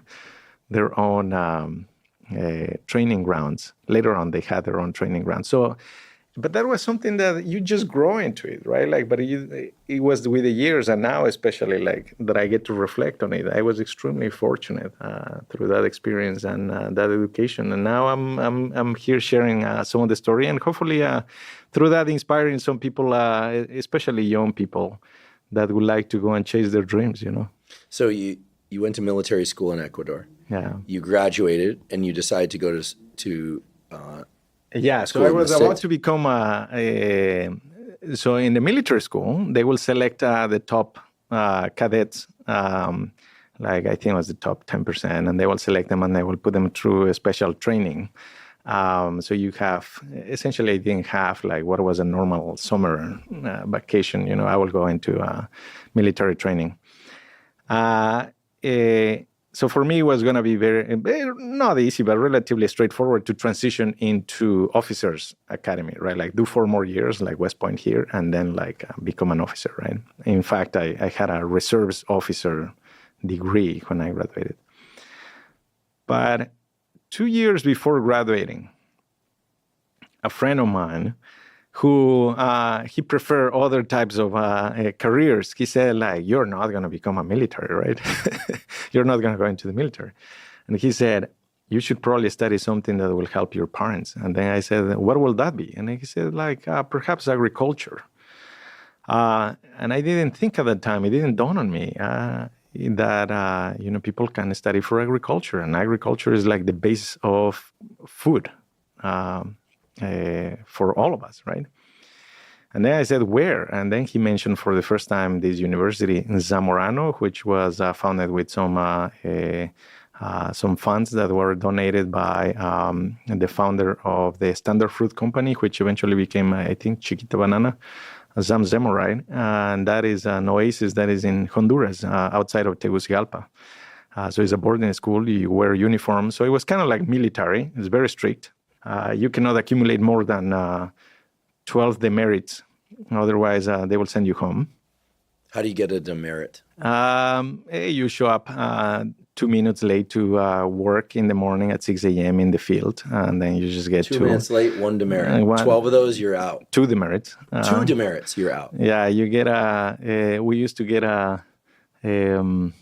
they will check your room. So, for instance, a guest like you, if you will go there, like they will give you every Wednesday, they had at 7 p.m., they will check your room, but like very meticulously, right? And if they found a little bit of dust on the window or something, 2 demerits. And you're going home. If you accumulate enough, you will go home, right? Wow. So it really forms character, right? And do you do that with your kids? No, I think that I have become. Do they make their beds? They do make their beds. Yeah. Okay. But that was the context, and it was then where I learned about 2 things. One is where this idea of getting a PhD, because I noticed that most of the leaders will have a PhD, most of the leaders in the university, and I realized in the United States is one of the main training grounds for PhDs, and the other one was nutrition. I was a little bit more keen on perhaps going into veterinary school. And then I had an experience in a dairy farm in California where I learned the value of nutrition. There was more prophylactic rather than a palliative, or like treating the cow, right? And that kind of convinced me like to look for a training in nutrition. And then a friend of mine, the late Abel Gernat, he was able to connect me with some friends and my mentor at North Carolina State University, and that's where I ended up doing my PhD in nutrition. And that's where like the career became. And then maybe another detail in there is that I was so excited about taking. That's where I took my first physiology class, and all of a sudden I realized that in a way the body was like a machine, right? Like obviously it's a limited way of thinking, but the body was like a machine. And one of the professors was a neuroscientist. And I took two human physiologists with him. And I was just thrilled by when he will explain how is it that in the synaptic terminal there were these vesicles that had like these proteins that will walk that vesicle in the presynaptic active zone. And that's how we make movement, or something like that. And I guess I kept that in the background of my head. And when I had the opportunity to work in the gut, I applied that. So you were enchanted by the nervous system. Yes. Yeah, as I was too. I'm nothing to me is more spectacular than the realization that we are made up of these little tiny cells, many different types, but that the neurons essentially govern our entire experience of life. It's just amazing. Well, that's quite a journey from the Amazon to this table and much more, of course. Thank you for sharing that. So you grew up in a let's call it a plant-rich environment, the Amazon, at least from the pictures That's I've correct. seen. Let's talk about plants, botanicals, and the idea that maybe plants, for lack of a better way to put it, have a certain intelligence or a composition that is not random with respect to our interactions with them, right? You described how agriculture in some places has evolved to include and ensure the different macronutrients and essential amino acid intake, even in the absence of animal proteins. You said the pumpkin or the squash, the corn, and the beans. What are your thoughts on plants, perhaps from the Amazon, but elsewhere too, and their capacity to have things in them, chemicals that can be good for us at the level of the gut, but perhaps at the level of the brain or other organs as well? Yeah, how do you think about plants these days? So the first thing you mentioned there, like intelligence, right? I mean, I don't know, like if that exact terminology applies, but I do like this word wisdom because it's reflected experience, right? And I say reflected experience because somehow we are going over the experience. And plants have been many more millions years of age on Earth than any other animal, right? Therefore, they have had way more time to actually experience the ground. So to think that they don't know what is going on, I think is a little bit perhaps naive is the word. I went to the main court of these Mayan ruins of Copan at the junction between Honduras and Guatemala. This was a very special city of the Mayans, and in the main court you see like all of these stelas, which are like the main stones of the kings of several dynasties. And at the top of one of the stairs on these pyramids, there is this giant ceiba tree, which is like 650 years old, something like that. So that tree was there before the Spaniards landed in there, when the Mayans perhaps were still celebrating things, or perhaps right after, right? So imagine how much information that organism has in there. And we will be able to just tap somehow into that information. like climate, fluctuations, organisms, interactions, movements. I mean, like so many different things, right? Like that right now, I don't think that we even have the language of being able to understand at the organismic level of how much information that is stored in one single one of those organisms. But then think about a chloroplast, for instance, or like one of the photosynthetic organelles inside of the cells. How is it that they have been shaped for hundreds of years in those organisms, right? And I think that perhaps in the future, this is more of a sci-fi right now, but perhaps in the future we will be able to harvest that type of wisdom. We will be able to understand a lot about the place or the earth that we live in. That's point number one. Point number two is that these plants have been interacting, and we have been interacting with plants for hundreds of years, right? And obviously, we are a consequence of the environment, right? Like here, driving in LA or driving in a major city, for some of us is just like second nature, right?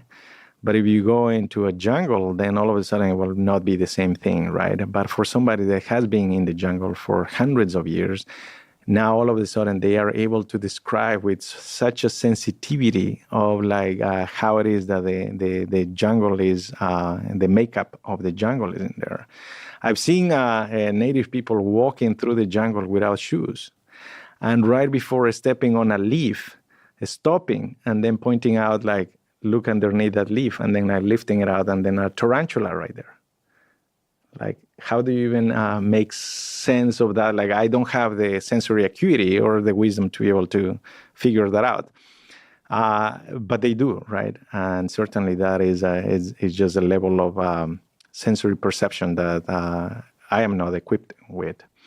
But I do think that there's quite a bit of that interaction in there to learn.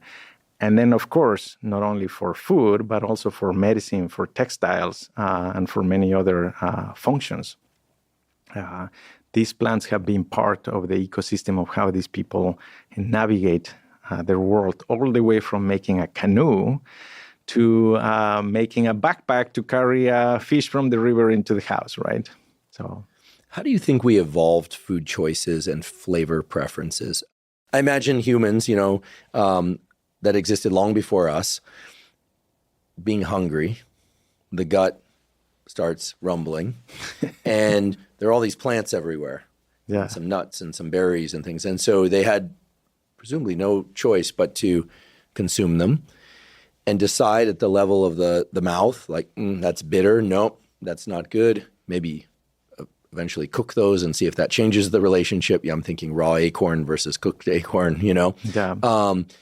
But that ultimately there was a lot of trial and error, and that these neuropod cells, which surely existed for a very long time prior to us, played a key role in discerning what's in these plants, barks, roots, nuts, berries. We're setting aside meats for the moment and other animal proteins, and making decisions about what's nutritious, what is safe, what is not safe. And that's a pretty complex process, given that some things might taste okay, go down okay, but then you run into serious trouble later. But given the critical importance of ingesting sufficient amounts of macronutrients and the need for micronutrients to survive on a day-to-day basis, much less reproduce, propagate, one imagines that, this is like almost as essential as breathing, and that this path in our nervous system of the neuropod cells to the brain for sake of decision making of yum, yuck, or meh is perhaps one of the most important core functions of the nervous system once you get past the elements that control breathing, heart rate, temperature regulation, things of that sort. I see it as among the senses, it's at least as important as vision, and perhaps more in terms of making sure that we survive from day to day. That's correct. And here's where I think there is a large vacuum in biology.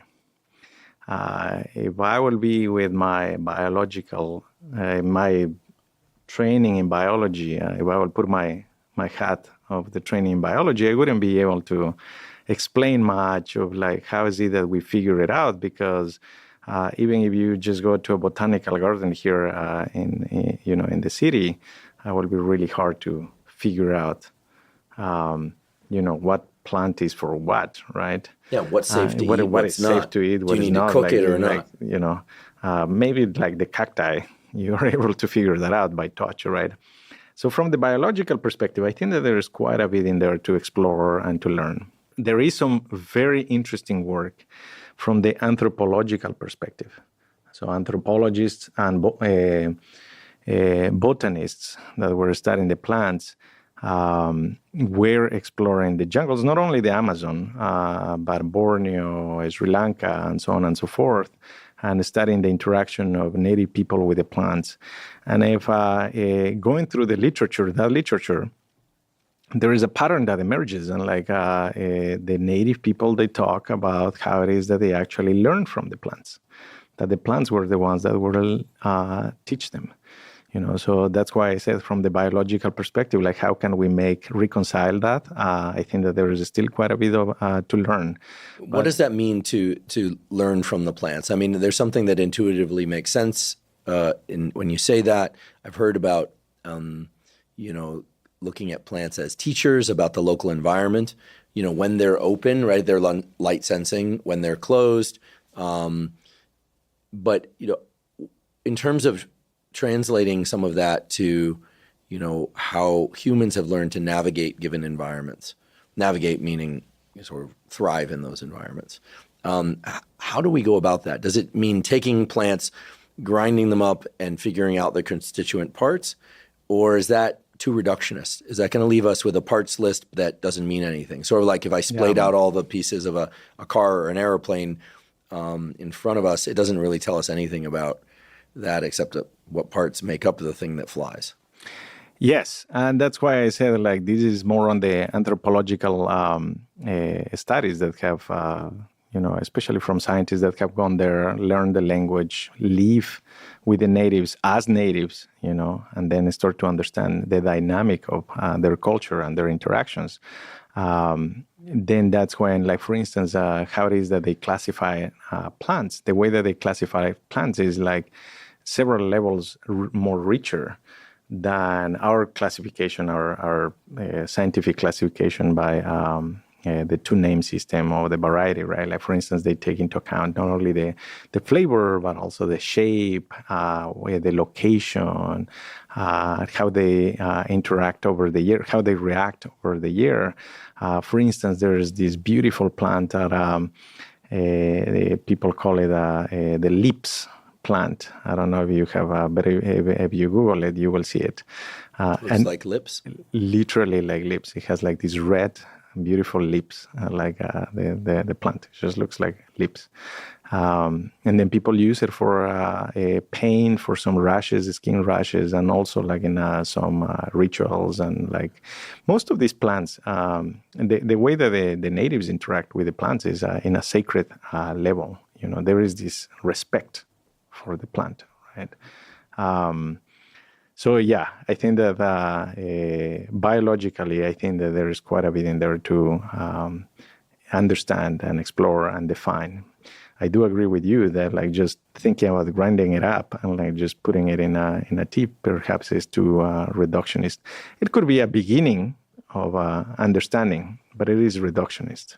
Seems like nowadays in the field of biomedical research and clinical research that there's a lot of interest in plant-based psychedelics. LSD from ergot and a psilocybin mushroom, and so on and so forth. Ayahuasca, iboga. So it seems like science and plants have merged at that level in terms of clinical implications. Of course, there are entire fields of plant biology that are extremely important. I think most people probably don't realize this, but a lot of what we understand about circadian rhythms grew, no pun intended, out of our understanding of plant circadian rhythms first, and then it was translated to mammals. Your beautiful work by Steve Kay and others, seeing the circadian rhythms in leaf opening and orientation of the whole plant and other features of plants that are mirrored by the changes in arousal level in mammals, including us, which is why I'm always telling people to get sunlight in their eyes early in the day and to avoid bright light in the evening and nighttime. So what are your thoughts on plants as a source of medicine, psychedelic or otherwise? I think that, traditionally that's where medicine was developed from. I was at the Oxford Botanical Gardens last year with the family, and we went into the gardens, and they have a beautiful garden. It was established in 1621. I think it was the first botanical gardens in England. And they have a beautiful medicinal plant collection. And there was this very humble little sign with a description in there that said in there that about 80% of medicine still comes straight from plants. Really? Yes. And if you think about it, it kind of makes sense, right? Like, because, when we think about like the medicines that we have been able to develop, which have been phenomenal especially for certain chronic diseases. But we don't have like a broad repertoire of it, right? So I think that has been obviously a great advance in our society, that we have been able to identify the molecules, synthesize the molecules, package the molecules, render them bioavailable in specific sites.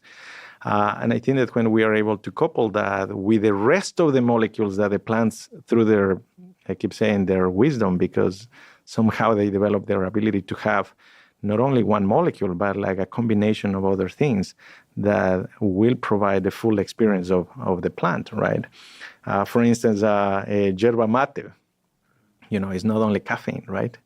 Because it's very different than a shot of espresso. If you take the whole thing, it not only gives you energy, but it gives you a full range of an experience that is specific to the yerba mate, which is a leaf, right? Mm-hmm. Yeah, it's a distinctly different subjective experience than coffee, and I enjoy both coffee and espresso and yerba mate. You were the one who introduced me to guayusa. Yeah, which is a cousin of yerba mate, because yerba mate is Ilex paraguayensis, guayusa is Ilex guayusa. And it's not as bitter as mate, but it has almost as much caffeine as coffee, and it has antioxidants and other compounds, which give you this very smooth experience. So natives in the Amazon, they take a drink of guayusa every morning around 4 a.m., between 4 and 6 a.m. They wake up early. They actually call it, yes. This is like Jocko Willink early. Yeah. Some people understand that joke. He wakes up every morning and he posts a picture of his Casio watch. Yep. And he's already training 4:30. So no guayusa required for Jocko. Yeah. And they call it the Guaysa Upina Ura, the hour of the guayusa, and is ritualistic drinking of the guayusa in the morning, and where they talk as a family of the issues that they have had the days before or the weeks before, like either with other communities, within the family, if they have to reprimand one of the children, or talk to them about like some mistakes that they're making. And then they plan the full day of activities by drinking guayusa. And around 5:30, because they will boil the guayusa, right? And they keep boiling the guayusa, and they just keep adding water to it. And then around 5:30, then they will have what is called is a bowl of chonta. And chonta is this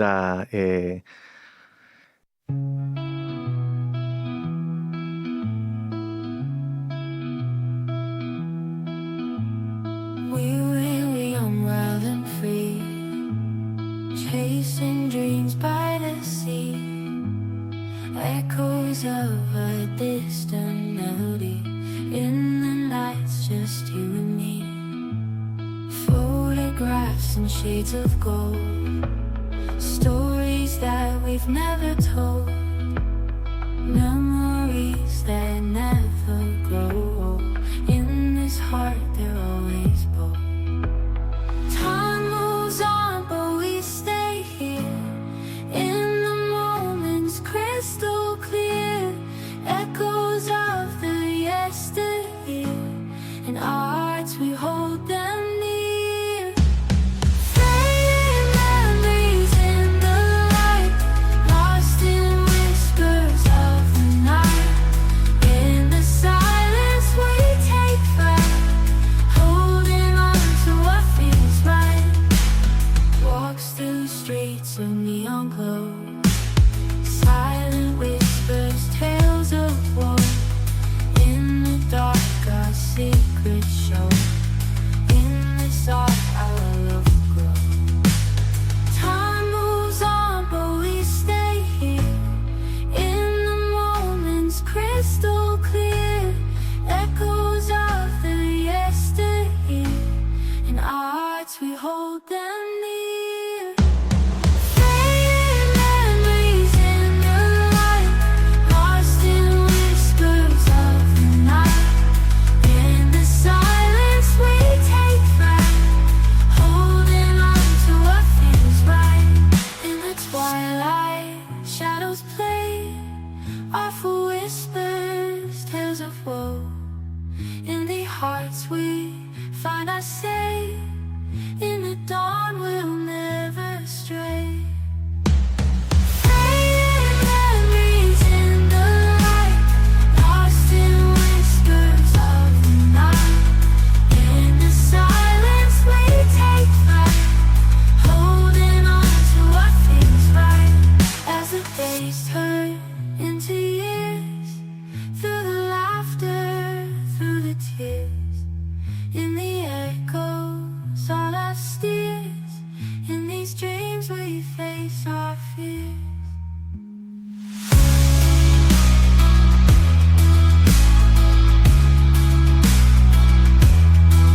As the days turn into years, through the laughter, through the tears, in the echoes on our steers. In these dreams we face our fears.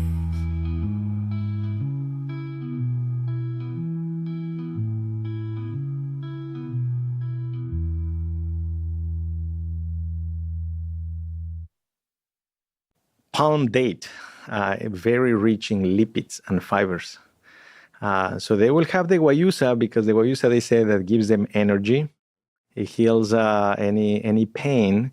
It shuts down appetite, so they will eat at like 3 p.m. Shuts down or modulates appetite. As does yerba mate. Those are yes, one of the more those- potent effects, actually, of mate and guayusa, is a mild to moderate appetite suppression. And then if you combine that to chonta, which gives you the lipids, and then it's like a full meal for until 3 p.m. and then they go on work in the fields. Interesting. So they're essentially starting the day with hydration, caffeine, and then what in some circles they call fat fasting, meaning consuming lipids in order to stave off hunger. I mean, Yes. it's the highest density source of calories among the macronutrients. And it's a vegetable-based diet, I guess you're right. Are they a healthy culture? Do they live a long time? I am not, and I should probably do more reading that. I'm not well educated in what are the studies that have follow-up on the, in the health status of the communities. But what I can tell you is that, at least colloquially, I will say that diabetes, those type of issues are not as prevalent. But they do have, obviously, through like social exposure, they have other things, Yeah. Fascinating. This morning ritual of conversation about family and culture and what's needed, planning the day. We had on this podcast as a guest Dr. Sachin Panda, who is at the Salk Institute for Biological Studies, often known for his work on intermittent fasting, time-restricted feeding, but also has done beautiful circadian biology. And he talked about the use of fireside chats, not the sort on stage, but gathering around fire at night is something that has existed in many cultures where people reflect on the previous day and discuss issues, social and work issues, and sort of dissect what's happened and talk. And it's about building and repairing relationships. Sounds like in this, is it what is this group? Is it a rural? Is this native communities? Native because community. there are like about 70 or so communities that have been documented in the Amazonia with their own language, with their own traditions, and many of them share the same type of traditions. And if you think about it, like a podcast is one way of an evolution of that conversation, right? Like where we can have this extended conversation and get these the more primordial things, the ones that we have them in the prefrontal cortex right away, and like discuss about like, well, this discovers these identifications, but then we get to the part of like, what does it mean for the whole community? Mm-hmm.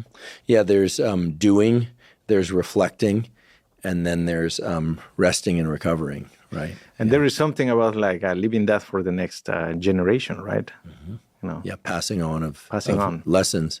Better learn from the mistakes and successes of others if you can as you go forward. Very interesting. If we could, I'd like to now return to the biology, the nervous system. Absolutely. And thank you for that voyage through some of your background in Ecuador. Fascinating. I'm due for a mug of guayusa. Sometimes I'll mix the two, the loose leaf yerba mate and the guayusa. And as you said, how does it feel? I really like it. Most of the time it's loose leaf yerba mate or cold brew yerba mate. But sometimes I'll mix in the guayusa leaves. Mm-hmm. And what I do like, as you mentioned, is you can continue to pour water over them for many hours, and it tastes different as the time goes on. And my guess is you're extracting different things from it in different concentrations as time goes on. I realize it's not a precise science. It's interesting today we're talking about very precise neurons and methods of tracing neurons and sensing of specific amino acids and lipids at the level of the gut. And then we're also going to more macroscopic view, a kind of a broader scale view of the plants having many things that need to coexist in certain ratios that the plants have evolved to create for us. So we're sort of straddling both ends of the continuum. And if I could fit in their story, not long ago I visited a friend, a native friend in a nearby town, and he produces some of the best chocolate. What I will say in the planet, because actually the plants of Theobroma cacao, it was recently documented. There was a paper in Science not long ago that it was domesticated in Ecuador, near where I grew up, and they have done some tracing and genetic tracing, and so he produces some of the best chocolate. Like literally, he harvested in there, and then he roasted, grinded, and then he prepared it for us in there. And the Swiss are saying, or the Belgians, right, are claim the best chocolate, but now we know Ecuador is the place for the best chocolate. I think I just got a lot of Swiss and Belgians angry at me for saying that, but do they have a very dark variety? I like the extreme dark varieties, 95%. Even 100% chocolate, if it comes from a really quality source, can be absolutely delicious. Yeah, it's like milk straight from the cow, right? Like, and what he did is like, he said, like, Diego, you have to try it with guayusa. And he mixed the chocolate with guayusa. As a drink? Brew, like as a drink. Boy, like that will give you wings, Guayusa hot chocolate. Yes. And and it's a very smooth experience, right? Like you're mixing this tea, which is for energy, with chocolate, of the best quality. So we're not talking about eating chocolate and drinking tea. We're talking about melting the chocolate in the guayusa. It was something like one of a kind. Then, of course, I couldn't sleep until like 3 a.m., I think. Right. There's something to do. Or maybe this is why these groups drink the guayusa so early in the day. That's right. Yeah. And I have to imagine I would need caffeine at 4 a.m., 5 a.m. Otherwise, I'd be falling back asleep. So, so back in the gut and nervous system, in particular within the brain. We haven't talked about the brain so much. We have not talked. So the information from the gut is sent via these neuropod cells up to, you mentioned the nodose ganglion, such a cool name for a brain. And a ganglion in this instance is an aggregate of neurons. So it's like a batch of neurons that then send a connection into the brain. What brain areas do they send it to? And maybe we could describe these by name, but also by function, what they generally are responsible for. And probably should be prefaced with ultimately will go to the entire brain. Right. And everything ultimately connects to everything. It's like Google Maps. Everything connects to everything. But what are some of the primary recipients of that information? The first hubs of sensory integration are in the brainstem, and for instance, the nucleus tractus solitarius is in a specific region within the brain. The caudal is one area. And NTS, for those that don't know, is involved in regulating hunger and appetite. That's correct. Mm-hmm. Other functions, perhaps, but like, for instance, that seems to be an area of sensory integration for nutrients. And when we say drives hunger or appetite, sensory integration for nutrients, I mean, what would be great is if, people could understand, the language of the nervous system is chemical and electrical. So when these neurons are active, we tend to crave certain foods, seek them, literally go to the refrigerator. Among the different choices, go to that thing and select that and put it into our mouth. That's correct. So presumably it's driving reward systems, motor systems.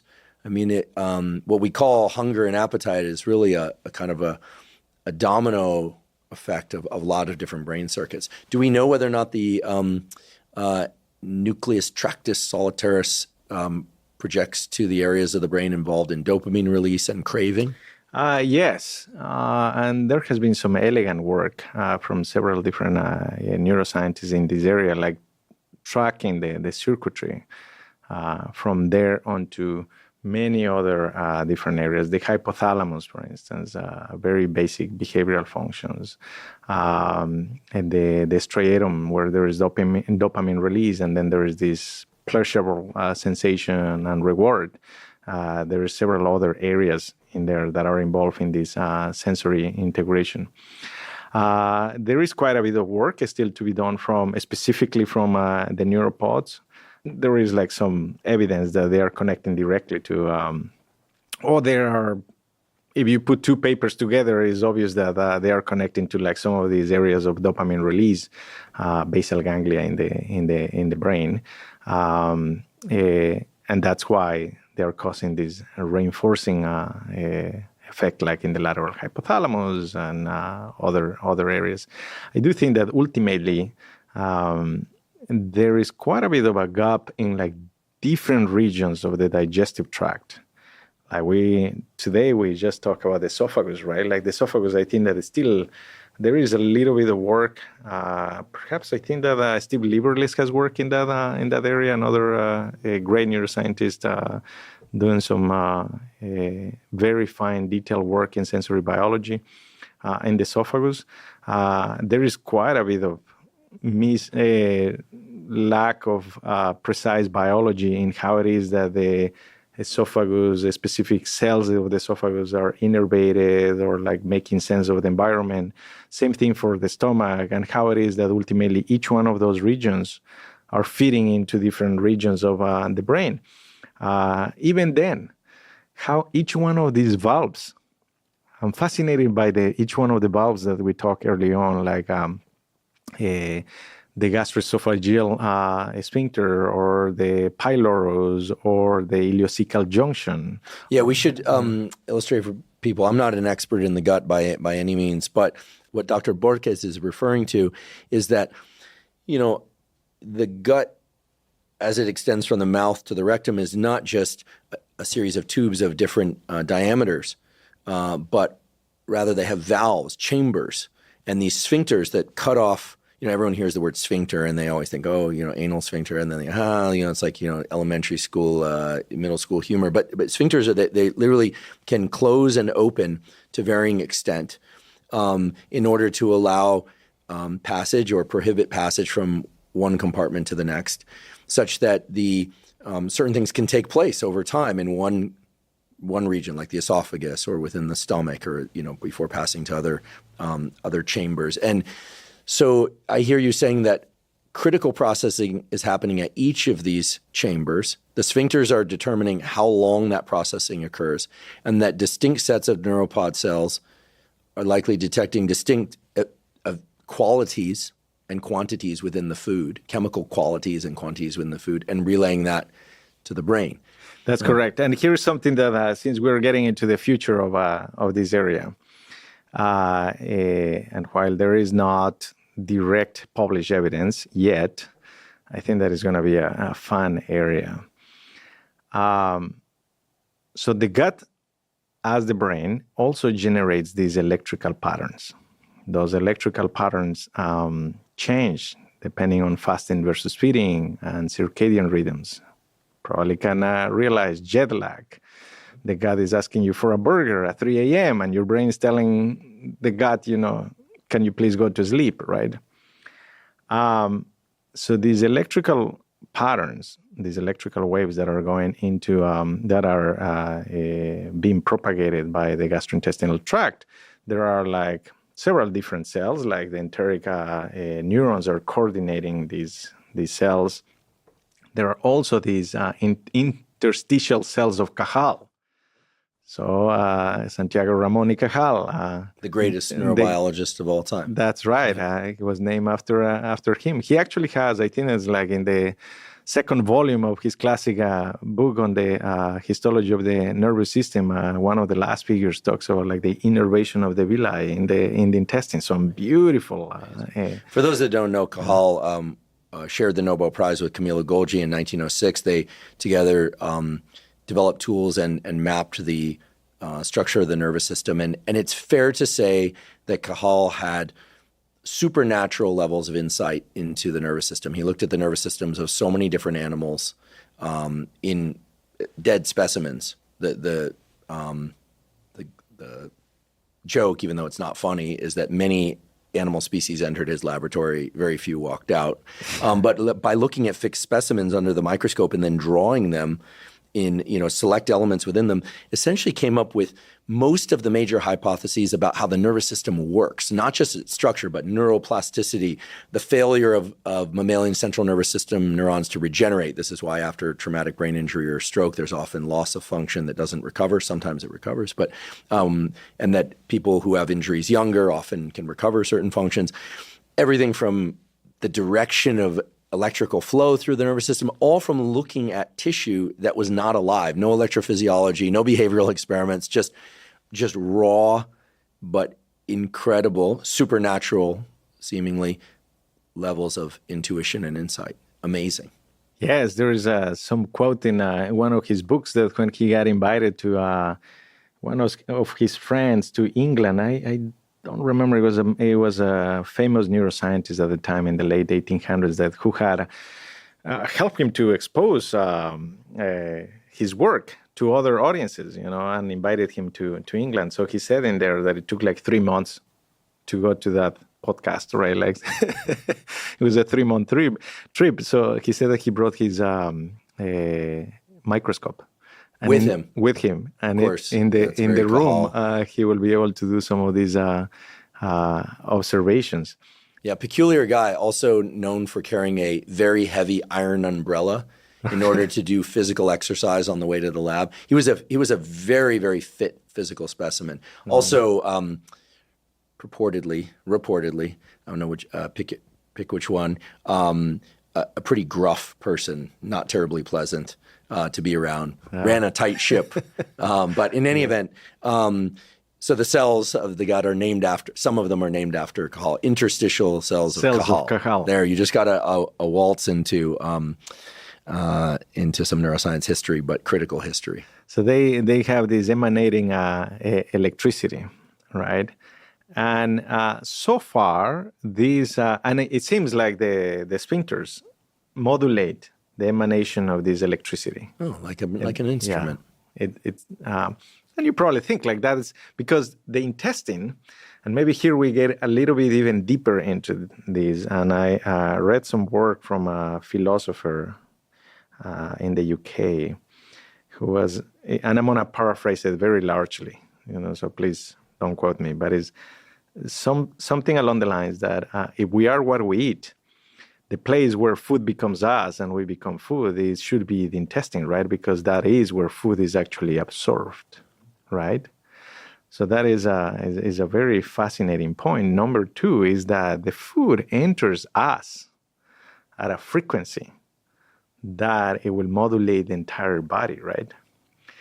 Therefore, like the body, through these electricity, these electrical waves should be in sync with also the electricity of the entire nervous system. So I think that here's where, in the future, I think that there's going to be a fascinating realm of understanding how it is that these waves of the body and the brain are synchronized with each other. Because as we know, like for instance, sometimes when we don't, if we're hungry, we become hangry, we become irritated by the fact that we don't have food, and perhaps it's this dissonance in the emanation of the electrical waves between the digestive tract and the nervous system. So I think that's just like one of the realms of how it is that the brain is connected to the gut at a more organ-to-organ level to be able to make us function ultimately, right? Because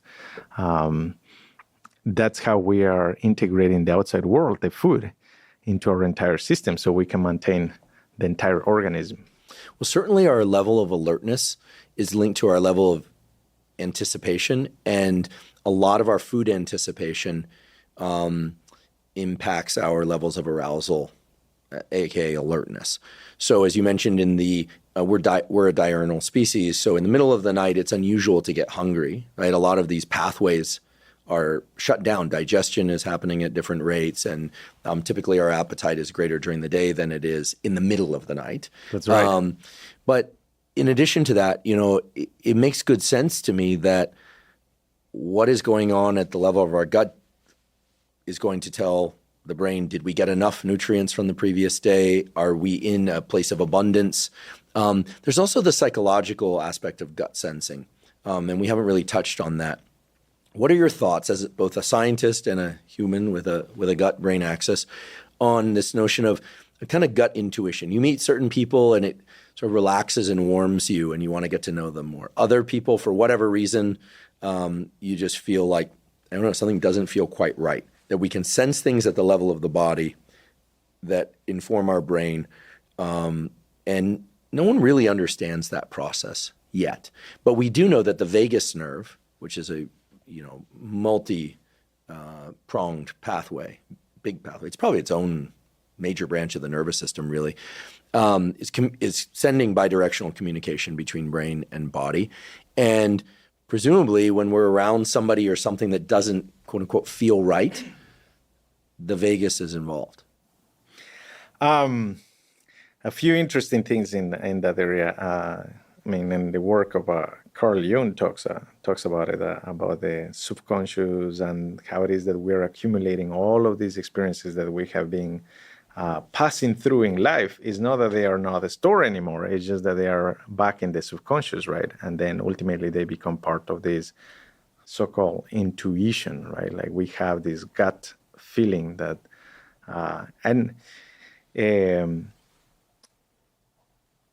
if we analyze some of the languages, I think that in past people have told me in so many different languages that there is this phrase for gut feelings in so many. Like for instance, I think in Portuguese it's frio de barriga, like cold in the stomach.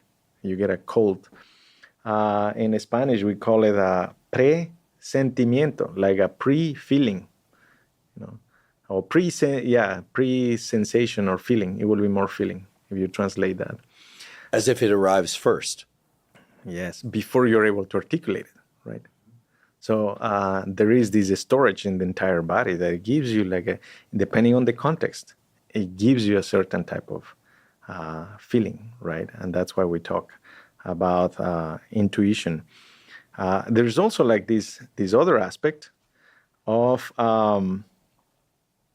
how it is that food synchronizes that intuition. It seems to synchronize that intuition among two or more people. Because if you think about it, we have this ritualistic way of serving something when we commonly say or colloquially say, let's go for a cup of coffee. And often what we mean is let's go and talk about business, the future, resolve an issue. But we're talking about the cup of coffee and we have to share. And people, I think that there are some psychologists that have run some of these studies in which they say that if the food that we eat is more alike, we are more likely to connect, at least on the moment, right? So there is this aspect, and that's why we share, the food. Interesting. So is the idea that it's the actual chemical constituents of the food that's creating a common experience that then allows people to bond more readily, or is it that the specific constituents of the food are actually driving bonding per se? I mean, and if we go back to if we are what we eat, then if we eat the same thing, we should be more alike to each other, right? That's why, like in communities, you share the food. In fact, and like if you go into certain specific communities, you pass around the food, you pass around the drinks, and it's very common to share, right?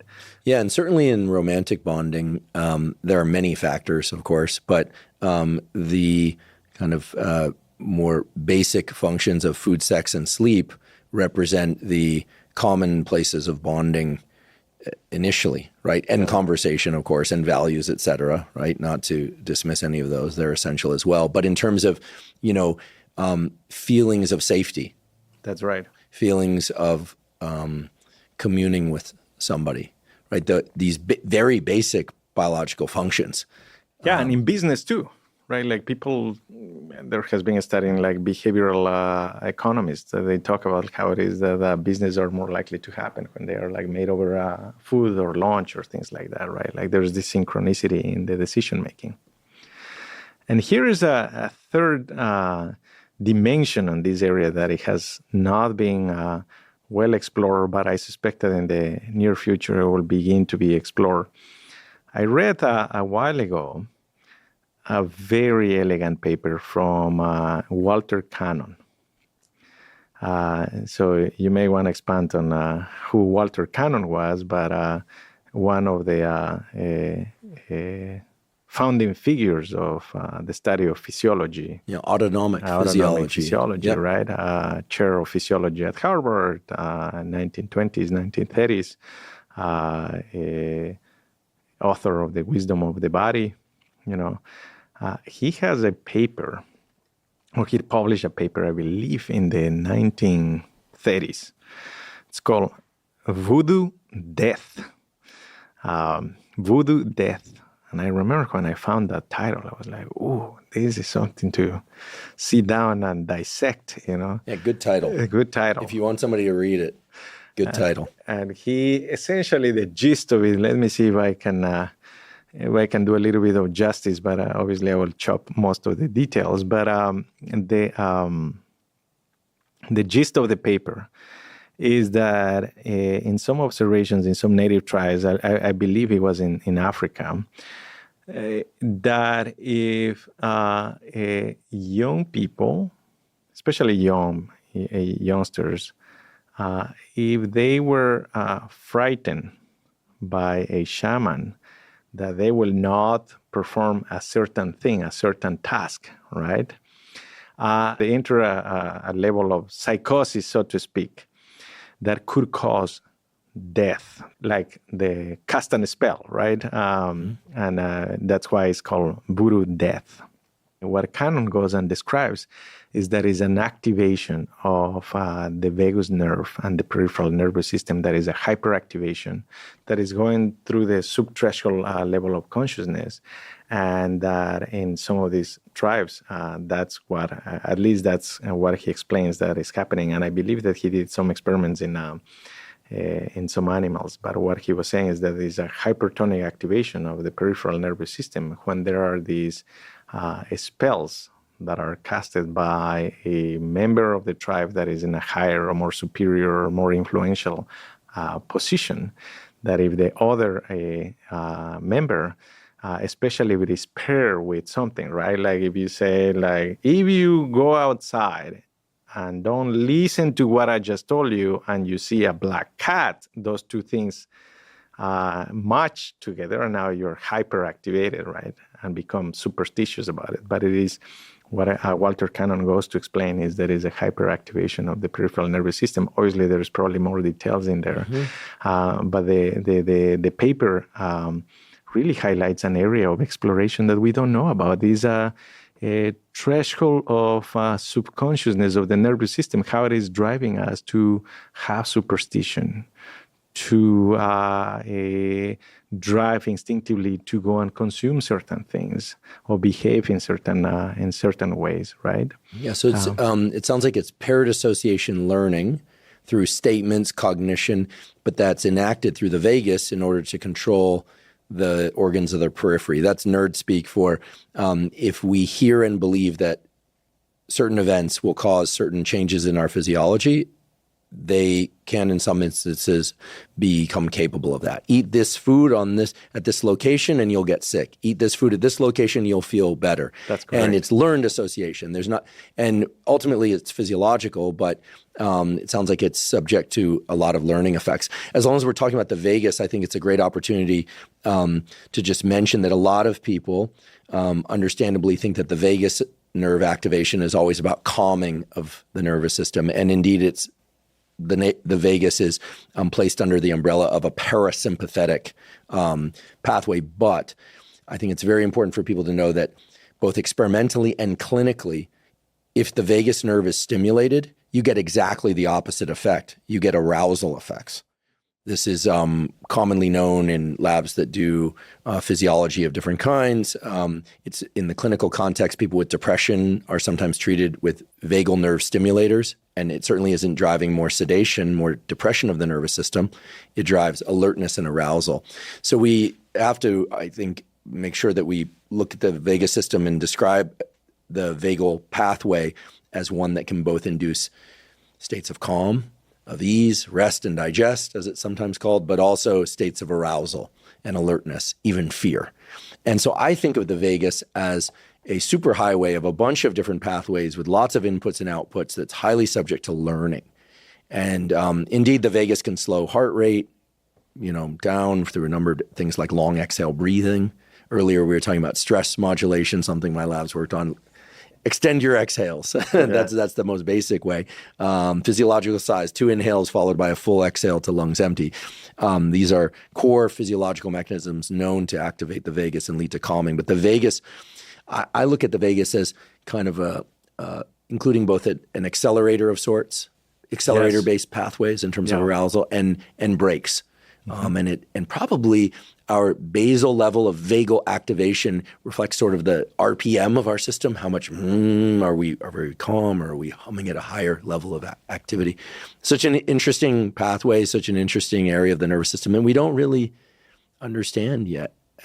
No, because even the major branches and pathways are just now finally beginning to be understood. We're on virgin beaches. Yes, right now that I hear you bringing up the humming, for instance, there is a branch of the vagus that innervates the inner ear, and that's why it is believed, and I think that there is a little bit of evidence out there that how it is certain music at a certain frequency will calm you down, because it is immediately brings it starts to make the vagus vibrate at a certain frequency. Yeah, and humming has been linked to vasodilation, which is associated with a calming effect, whereas activation of the sympathetic arm of the autonomic nervous system, or the kind of what sometimes is referred to as fight or flight, but it's involved in other things, causes vasoconstriction. And if you think about it, like in several religious practices, there is the humming, right? There is the singing, there is the sound. The sound plays a big role. In running, there is a certain frequency that makes you run, calms you more and makes you run better. Is that right? Yeah. There is some evidence, at least among runners, that they prefer a certain type of frequency for the running, right? So a certain pace of running or breathing? And the sound. Specifically the sound. The sound of their feet. Yeah, no, the sound of the music. Like if you play certain music, right? And probably the sound of their feet too, right? Like it's just that it has not been explored, right? It's fascinating. And, so much of what I think about when I think about the nervous system is the fine-grained processing of, of color, of light, or what. But when it comes to our feelings of well-being, our levels of arousal, sleep, et cetera, it's the rather I don't want to call them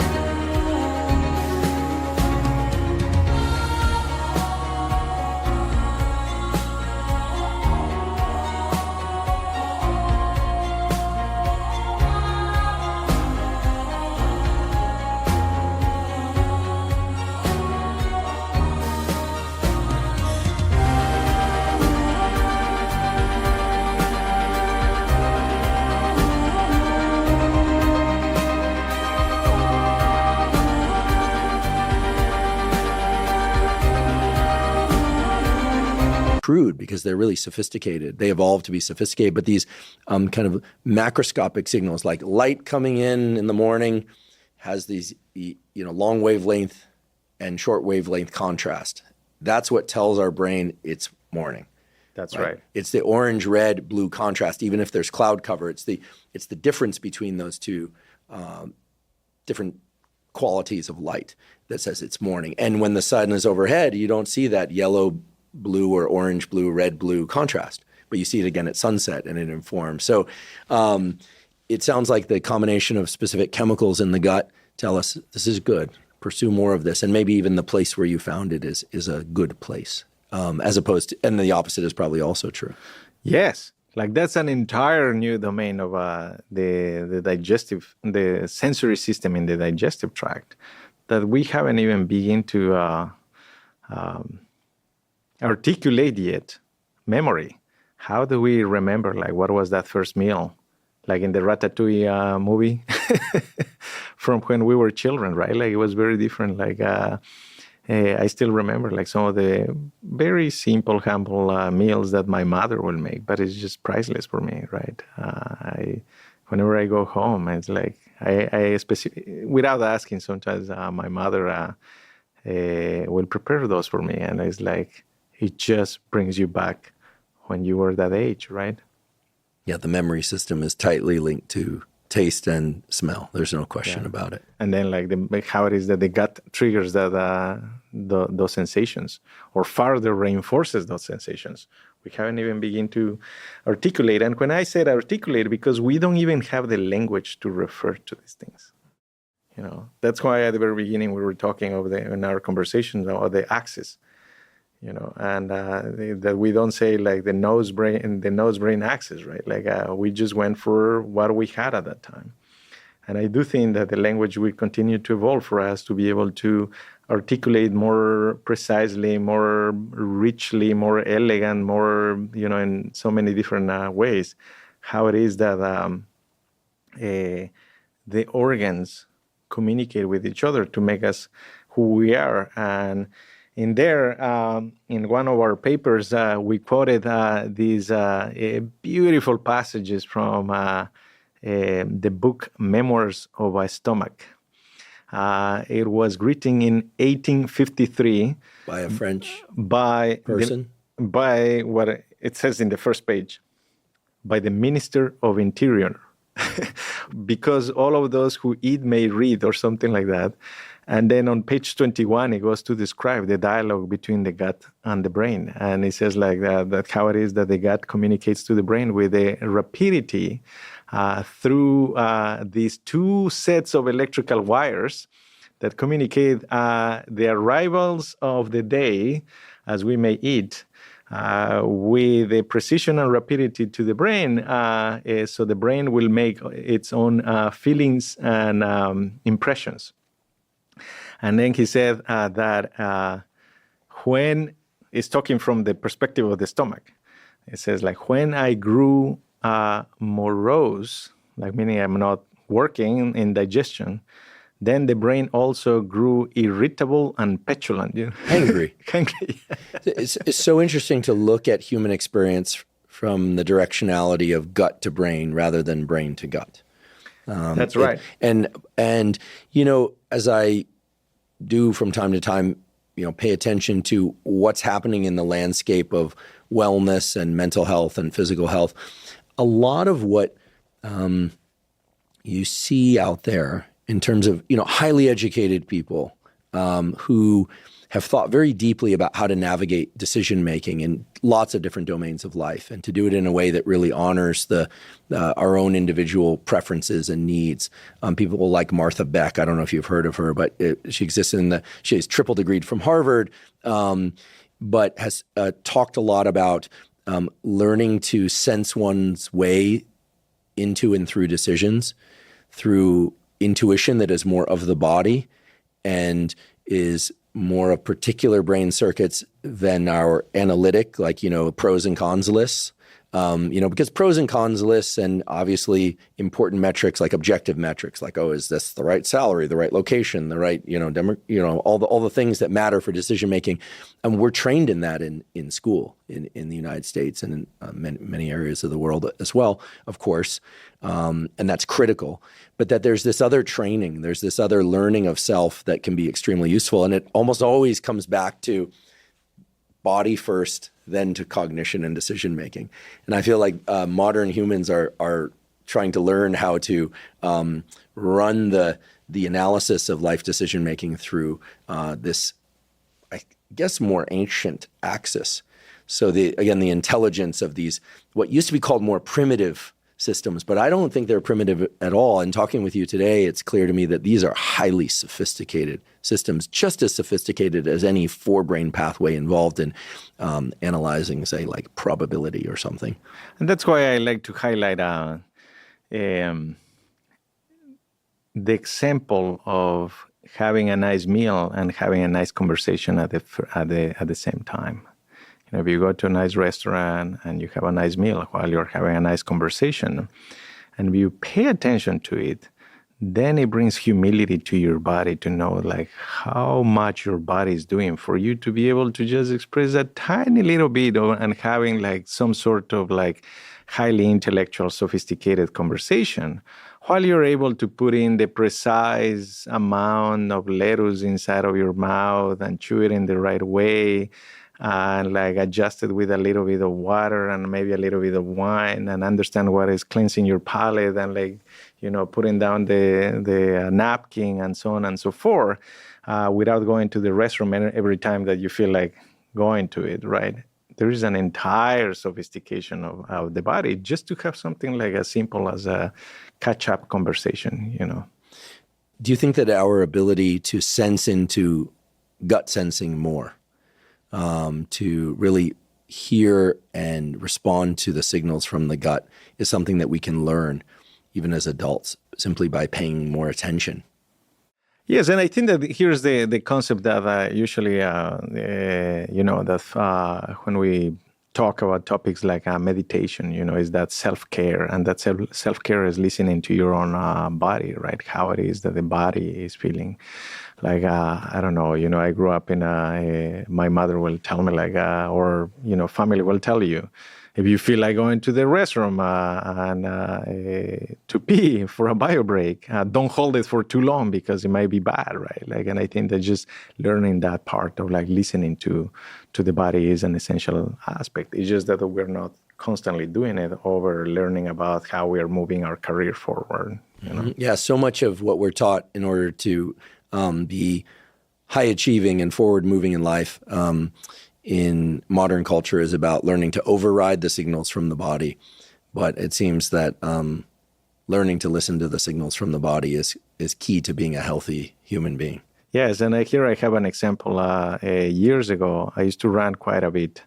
And I remember that after I had run a marathon, I took a break for like a few weeks, and then I got back on the trail and I began running. And I was like, I don't need to warm up for 3 or 4 weeks up to like get back into speed, right? And I remember that I started to feel like that my right, the sole of my right foot was a little bit like bothering me, but almost imperceptible. And I was like, no, you just have to keep going, And my wife Elaine told me like, you should pay attention, take a break, And I just kept running. And I remember specifically that one time I went to run and say like I can put in 80 miles. I think that I was running at like 7 minutes, 7:15 a mile or something like that. And I began running it. And I after a mile, I was feeling pumped, 2 miles, 3 miles. I was like, and then I usually will go and do 4 miles and then turn around and come back. I got on mile 4 and I fell crack and I could not walk anymore. There was a hair fracture that is almost imperceptible in an x-ray, but boy, that you cannot move your foot anymore. I had to limp for 4 miles all the way back to the car because I didn't even have my phone. And I never forgot that for next time, you got to pay attention to your body. Your body is simply telling you like something is a little bit off. Just don't keep pushing it, And I specifically remember because I kept running and I had to literally limp all the way back to the car, Well, Diego, I must say that among the many things that you've shared with us today and taught us about the gut and its ability to influence the brain, and the incredible things that are happening at the level of biology and physiology of the gut, chief among them is the message that we should all pay more attention to our sensing at the level of our gut. And nowadays we hear so much about the gut microbiome, such that fortunately, I think most people are starting to appreciate that the gut microbiome is vital for all aspects of health, and that there are things that we can do to feed that microbiome, fiber intake, fermented food intake, and so forth. But clearly, based on what you've told us today, that even just paying a little bit more attention to what our gut is telling us at the level of feeling good, feeling less good, because the signs and signals are subtle, I realize, can really help us make better decisions, help us decide not just what foods to eat or not eat, how much to eat or not eat, but also how to navigate higher order decisions, if you will, about who to spend time with, what to do, what not to do, moving along the decision tree of life. And along those lines, I want to thank you for making the decision to come here today. I certainly am happy that we decided to do it. It's something that's been a long time coming. I really see you as one of the true pioneers in this area of trying to dissect the understanding of the gut-brain axis, heal the brain through the gut, understand and modulate our emotions at the level of gut sensing. And while there are other researchers in this area, I refer to you as a pioneer because you've really undergone this incredible trajectory from the Amazon through nutrition science into neuroscience, and now we're getting a little bit into psychological science, and I'm excited for what comes next. I only ask one thing, which is that as you make these discoveries, that you come back and talk to us about them so that we can learn more about your incredible work. So, Andrew, I want to say a few things. The first thing is that I feel deeply honored by your invitation, and thank you so much for the opportunity. I am just simply a representative of the people that work with me and work with us. I'm just an ambassador, and they get the majority of the credit for their dedication to help us understand a little bit more of the body and how it is help us to navigate the world that we live in. So I want to thank you for the opportunity. I want to thank the people that have made this possible. Also, like the people that are along the way or the institutions that are along the way have help fund this endeavor. My home institution at Duke, I'm deeply grateful because my career has developed there. And some of my mentors, Roger Little, Andrew Muir, and the people that have helped me along the way. And then finally, I want to thank you and your team and congratulate you for the work that you do and that you have created this window for us to come and share with the public a little bit of the work that we do. Perhaps some of that is obviously based on evidence. Some portion of that is thinking about the future. But I do think that through maintaining the dialogue with the public, that we can continue to understand the world that we live in. And for that, I have to thank you for creating this platform. Well, it's a labor of love, and I'm honored to be able to do it. And in no small part because I get to sit down and have beautiful, intimate conversations about biology and life with you. So thank you so much. Thank you. Thank you for joining me for today's discussion about sensing with the gut and the gut-brain axis with Dr. Diego Bortges. To learn more about Dr. Bortges' research and also to see a link to his fabulous podcast called The Gastronauts, please see the show note captions. If you're learning from and or enjoying this podcast, please subscribe to our YouTube channel. That's a terrific zero-cost way to support us. In addition, please follow the podcast on both Spotify and Apple. And on both Spotify and Apple, you can leave us up to a 5-star review. Please also check out the sponsors mentioned at the beginning and throughout today's episode. That's the best way to support this podcast. If you have questions for me or comments about the podcast or guests or topic suggestions that you'd like me to consider for the Huberman Lab podcast, please put those in the comments section on YouTube. I do read all the comments. If you're not already following me on social media, I am Huberman Lab on all social media platforms. So that's Instagram, X, formerly known as Twitter, LinkedIn, Threads, and Facebook. And on all of those platforms, I cover science and science-based tools, some of which overlaps with the content of the Huberman Lab podcast, but much of which is distinct from the content of the Huberman Lab podcast. Again, that's Huberman Lab on all social media channels.